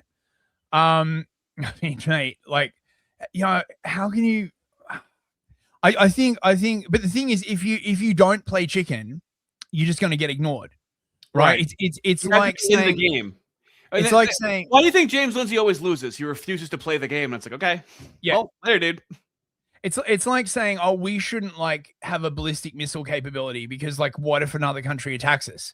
But if you don't have a ballistic missile capability, then it's even more likely that they'll just attack you because there's no downside. So it's you know, it's a catch-22. Right. You got more timestamps for this? Oh, sure. Always specify I do not live in Austin. I don't live in Austin. Far enough away, separate county, to hopefully have the police not be defunded, but close enough to where, you know, we have that clientele. Oh, so this is important. So he's going to be talking about how, you know, he's Christian and wants to be in a Christian society, but even where he lives, where it's not even in Austin, it's too close to Austin, Texas. And what his children have, like the questions his children ask him about different looking people that are being raised in a way that he doesn't agree with, like it is frustrating and complicated to explain this to your kid, so to speak. But my neighborhood, I mean, it's half Indians. Yeah. You know, and like I've got 5 little kids. I got in big trouble for saying this, you know, a year and a half ago. But yeah, we like, you know, we go to the neighborhood swimming pool, and I have to explain, you know, my little girl's asking, you know, Dad, what is this person wearing? You know, and it's not just, you know, like, well, that's a different culture. And even that, I have a problem with that. Mm-hmm. It's not American. This is America. We don't do that. Right. You know, like some people are like, okay, well, if it was a religious distinction as a Christian pastor, then maybe you'd have a leg to stand on and you could criticize that as long as you're super gentle and super nice. And by the time you're done with your criticism, it's not even a criticism even more, but like to criticize culture.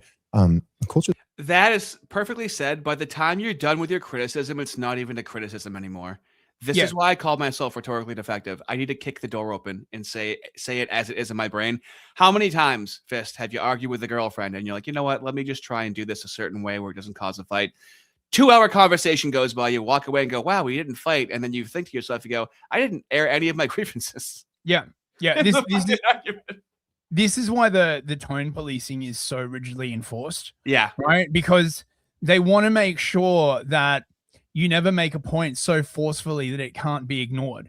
This is the problem with all this like gentle language and beating around the bush, right? What it means is that after the conversation is over, they just ignore what you said. Yes. Right? Only by stating it forcefully and making everyone go like, oh, I can't believe you like said that, will it actually like penetrate the bubble, you know?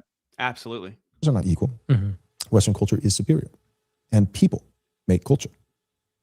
So you can connect those dots, you know, like you can criticize a culture. I think we finally have gotten to that with the Overton window where we can actually say one culture is better than another, but cultures don't grow out of the ether. People make cultures. So if a culture is better, you know, like you can connect those dots. They're pretty close together. And, you know, as a pastor, I root a lot of that in religion. Mm-hmm. You know, I do think that there's something to be said for race. And we're going to do a whole episode on that. So I think there's a genetic component, but I'm not a race essentialist, and I don't think you are either. I think you would say, I feel like a lot of people are coming to this conclusion where it's religion first, race second, and you can be religious and still have a preferred race while still being courteous to all people. It's not a very difficult position to have, right? No, it really isn't. I mean, like, look, I'm quite racist, and I still don't usually sort of like let that, you know, affect my opinions of individual people. It's not the people, forefront right? of your brain, right? No, I mean, okay, there are certain well, I mean, you right now probably where you are. Right, like, if I'm walking around London, right, and I see some like black dude walking towards me with like frizzy hair and like the wild eyes. He's clearly just like stepped off the boat from, fucking darkest Africa. Then okay, yeah, right. But it's not like if I see like a normal, but like if I go to the dentist, right, and the dentist like happens to be Indian, I'm like, oh, like I just don't want the worst parts, like I don't want the stereotypes of these people here, right? Like, back in the day, and this was the way they managed to push immigration on everyone, right? Originally, you were just getting like essentially the elites from these countries, right? Like when I was at school and you'd run into like some of these people from like India or whatever, and you find out like they're from like some insanely rich family, right? Like, they own like a whole auto company and they've like basically escaped India and come over here, right? And they're very, very cultured and they're very, very refined, and it's not like a problem. And now we have fucking, Sandeep and Suckdeep from like literally like rural fucking, I don't know, right? Like I don't even know where the fuck they're from. And they're just essentially like peasants, really. Wandering around being like, oh, this is very, very good. Please to show Bob's and Regine. Like, no one fucking needs that. But you see, even you describing it, people intuitively understand the difference, right? Yeah. But right now, we've been through so much racially that people are just like, fuck everybody, right? That's not tenable. I don't think it's what most people really mean. I don't think people are actually like that. On the internet, it's fun to say and do, but then at the same time, like, how much do you really care in your day-to-day life? Even Shameless Spurg was like, yeah, like people treat people as individuals, all right? On the internet, everything's the aggregate, though, right? I mean, I care because it substantially increases my chances of getting knifed, right? Like, and I don't feel safe like going outside wearing anything but like a hoodie and jeans. Yeah, but because I don't want to call attention to myself. I don't want to wear anything expensive. I make sure that like I never have my fucking phone out, right? It's like living in like not exactly a war zone, but right, it's like, yeah, but wouldn't you rather be bloody intolerant than not bloody and racist? Yes.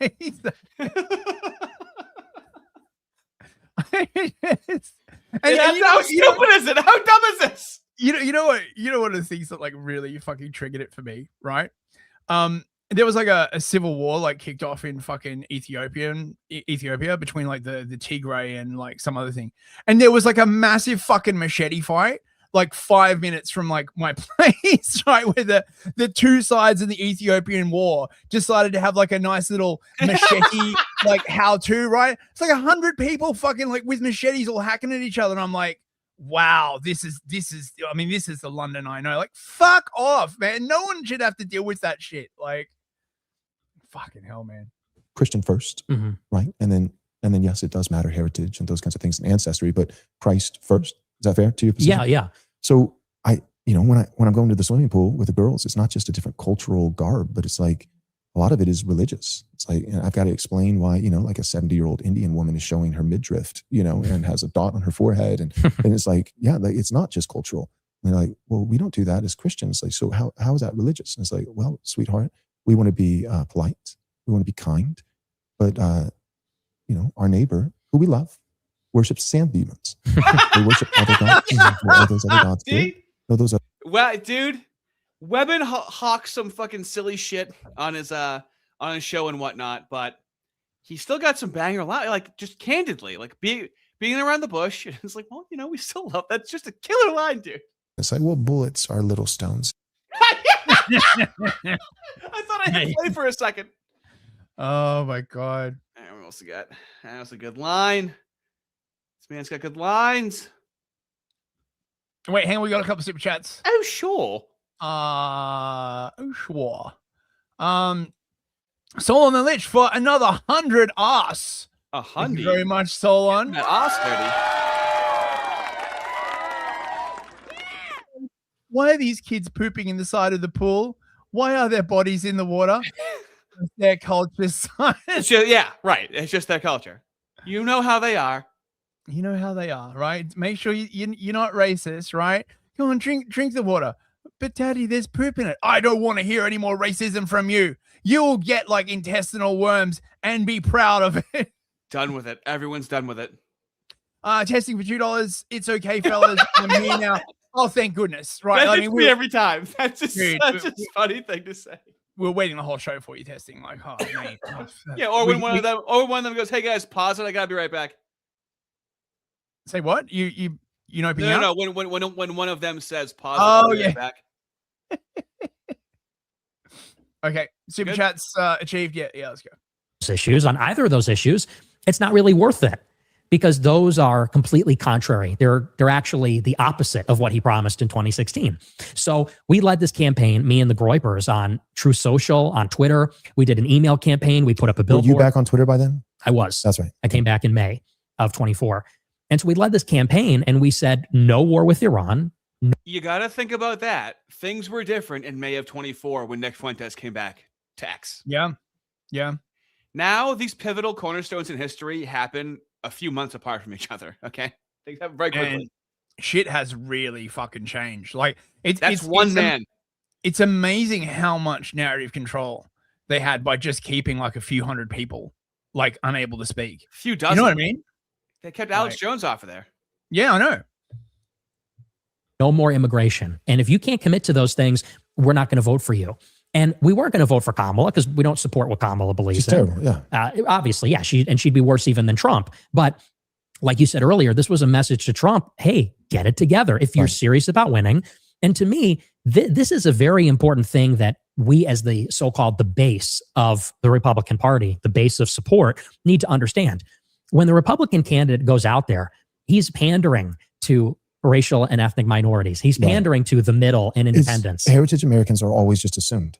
Exactly. Never appreciated, just Right. assumed. And if they're always assuming, Unbelievably important thing to Yep. say, to acknowledge, and to campaign on. Yep. And I think heritage Americans, excellent term, right? It's got to be ambiguous for, hundreds of millions of people in the country. Look, say what you want about Nick, right? But game recognized game, okay? And Nick, no, I'm serious, right? Nick understands politics, right? Like, it's all he's done. It's all he's known. Politics is like a specialized thing, right? And he's got the thing. He understands Half of his life, for probably over half of his life now, he's been doing politics. Listen, no. There are tons of people who are in politics who don't fucking understand how politics works, right? You got a ton of them in your fucking like Congress, right? They're just like, oh shit, like, blah, blah, blah, right? Nick understands, right? Like how that shit works, right? Like how voting works, how pressure works, how organization works, all of these like fundamental political skills, right? He understands them. So, I mean, yeah, right? Like when he's good to listen to for that reason. and if it's a safe assumption that you're in their column, then they're never going to do anything for you. Yeah. And as a matter of fact, when they're looking to make compromises, they're going to trade off the things you want for the things that the voters, they do not have yet. Now, I have you, so I can give your stuff away. I don't have them, so I'll give your stuff to them. And that's what he did with Silicon Valley and with the Israel lobby. He said, if I want money from Silicon Valley, I need to give them the cheap labor. The base will understand. If I want Miriam Adelson, I might have to give her a war with Iran. The base will understand. I'll convince them. And so throughout the year, I was trying to convince our own people, take your own side. Because Silicon Valley would not support Trump unless he helped them. That's right. Adelson would not support Trump unless he helped her in Israel. But we would vote for Trump no matter what. And that's why we're the suckers. So this was a very calculated lie that came out of, and I do believe it's not conspiratorial. They're trying to win a campaign. This was an attack on the campaign. And I think that elements in the campaign turned out this narrative that me and the Groypers were Democrats, or we were pushing Kamala. That's what they were doing. Yeah. It was a malicious lie. And a lot of people bought into that, but I'm okay with that. So this is what I was saying again, right? He's absolutely right. If it is assumed that you're going to like vote, then they'll put you in the column of votes that they can rely on. And then they will take stuff from you to give to people that they can't rely on in order to switch them over to that column so that they can get it over the line. This is absolutely 100% true. And so what Nick is doing here is creating uncertainty in the Trump campaign. You have to have a voting block in order to do what you're saying, which means you have to be allowed to organize, which they don't want us to organize to be able to have this power. Yeah, well, you know, like whites organizing be very racist and shit, right? Like, I mean, no, but dude, the blacks love to say that we're just afraid of the blacks all getting together, so we have to jump through all of these hoops to keep them down. It's like the Moos told you that to not know that the Moos are doing that to the whites. We have a century of. They literally changed the immigration policies of the fucking country, guys. Come on, calm down. Yep. Mosey on. Like, you know, we love the flag and whatever. But Trump said it was great, but it isn't anymore. But it can be again if we take decisive action, if like the people take control over the government. That was so powerful. And so you have this totally new idea. Like the speeches in 2016 were unbelievable. I mean, there was one where it was so full. Do you remember 2016 Trump? Yeah. Yeah. It was epic. It was huge. Yeah. Yeah. And he was calling out Antifa, which I didn't know a president could do that. I just never had seen that. I was like, whoa, is he watching the internet too? That's crazy. He's actually calling this out. And now, away. And now I just start wondering whether it was a case of like, oh yeah, all the, like, you know, all the things that the network are doing to you, we know that you hate. And so we'll promise to ameliorate them in order to get into power. And then we won't fucking do anything about it. Well, like, that's gee, the first time that's ever happened. How is it that you know so well what it is the people hate? Well, because we're doing it to you, right? And we love the fact that you hate it, right? Oh, we do it to you deliberately, right? We know you. I thought she really liked me. It turns out the stripper didn't like me the entire time and was just taking my money. I swore we had something real. Are you telling me Champagne doesn't really like me as a person? She was just in it for the money. I can't believe it. I can't believe it. Oh my God. I knew she was the one for me the first time I ever heard. Coming to the stage is Strawberry. I actually did that job for a while as like a. You were a DJ. Oh my! At a strip club. Yeah. Oh my God! We got some fist lore over here. Coming up next, it's Strawberry. You have a good voice for it. Give it a round. Very special girl. Oh my God. Flashbacks, huh? Job. Yeah. Wait, They hang were on. calling- A couple of super chats. Sure. King Spectre for $10. There he is, Rocker. Has any society ever improved after an influx of Indians? No, wait, improved is too high a bar. Has any society just not gotten measurably worse after an influx of Indians? I love you, Artie Fist. Oh man, we're getting a lot of love Very from nice. the chat tonight. Dude, I it's don't season. It's Valentine's. I don't think so. There was a lot of it in certain Southeast Asian countries, like I think Singapore and some of the other ones, but it was sort of like a tripartite thing, right? They had like the locals and the Chinese and the Indians, and they sort of managed to work it out only to a very, very strong central government. This is the thing, right? Like this kind of stuff like can work as long as you have a very strong central government that basically rules like with an iron fist, right? And it's like, this is the culture we have. This is what we're doing it. The way the West does it, where it's like, oh, we don't want to impose our culture on you, and just what winds up happening is it's just sort of, you know, I guess essentially Moorish culture. You know, it doesn't work.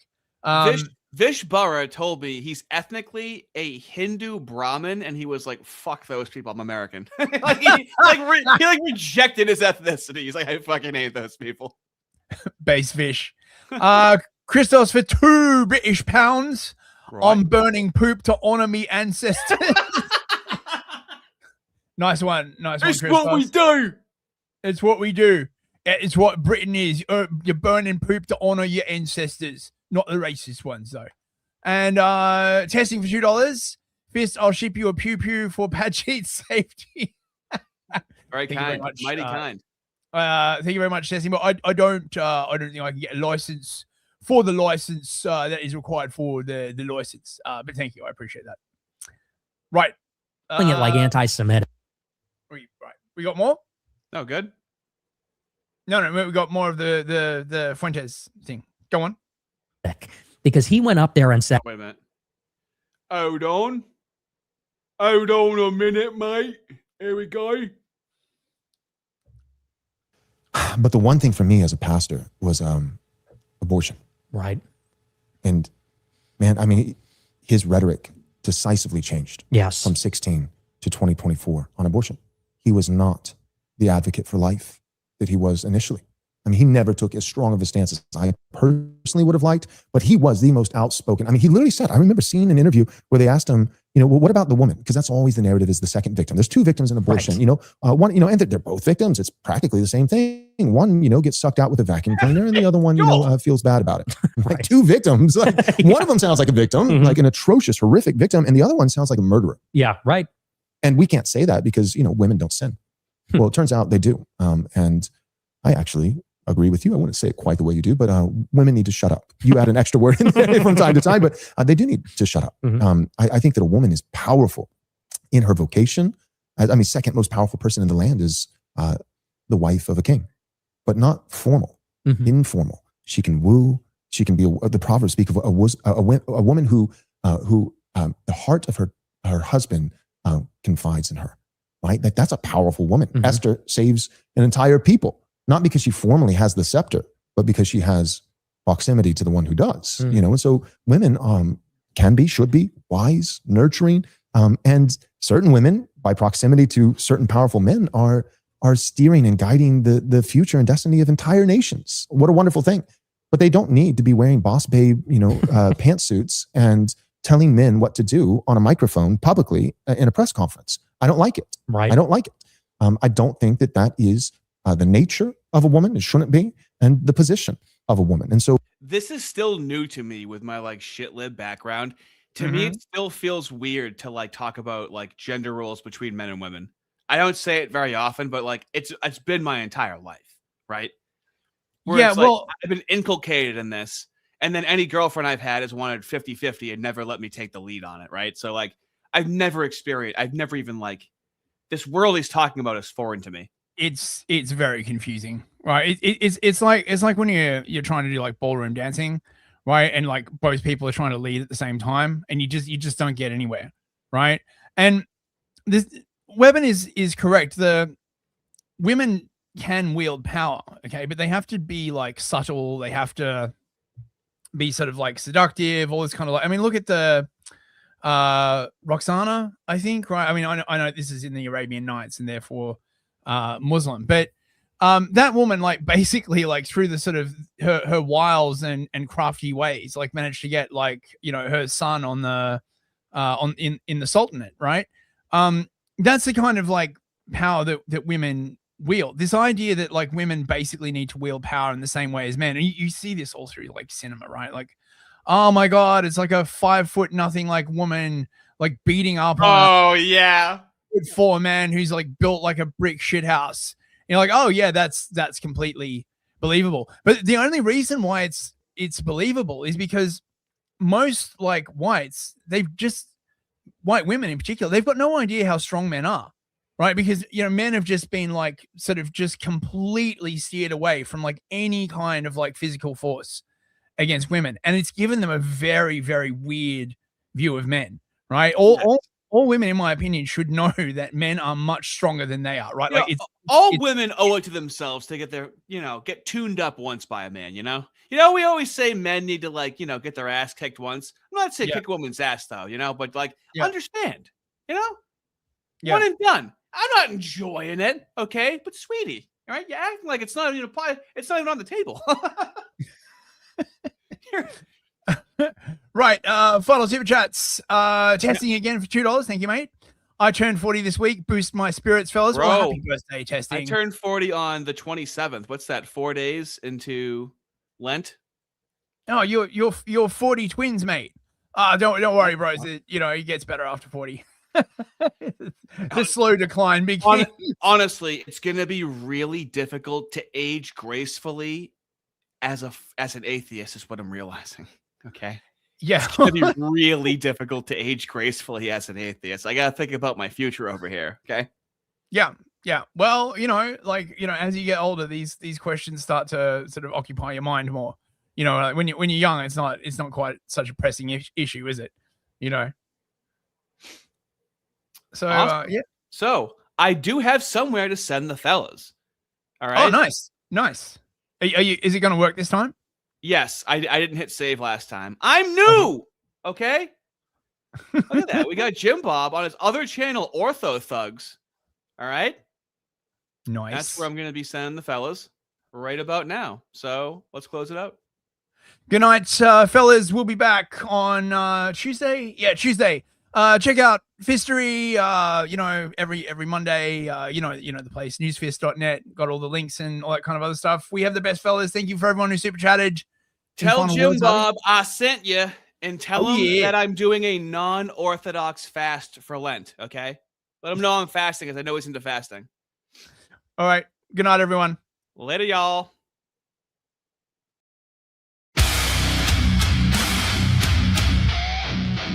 Israel deserves all of our taxes and to bomb as many hospitals as they want.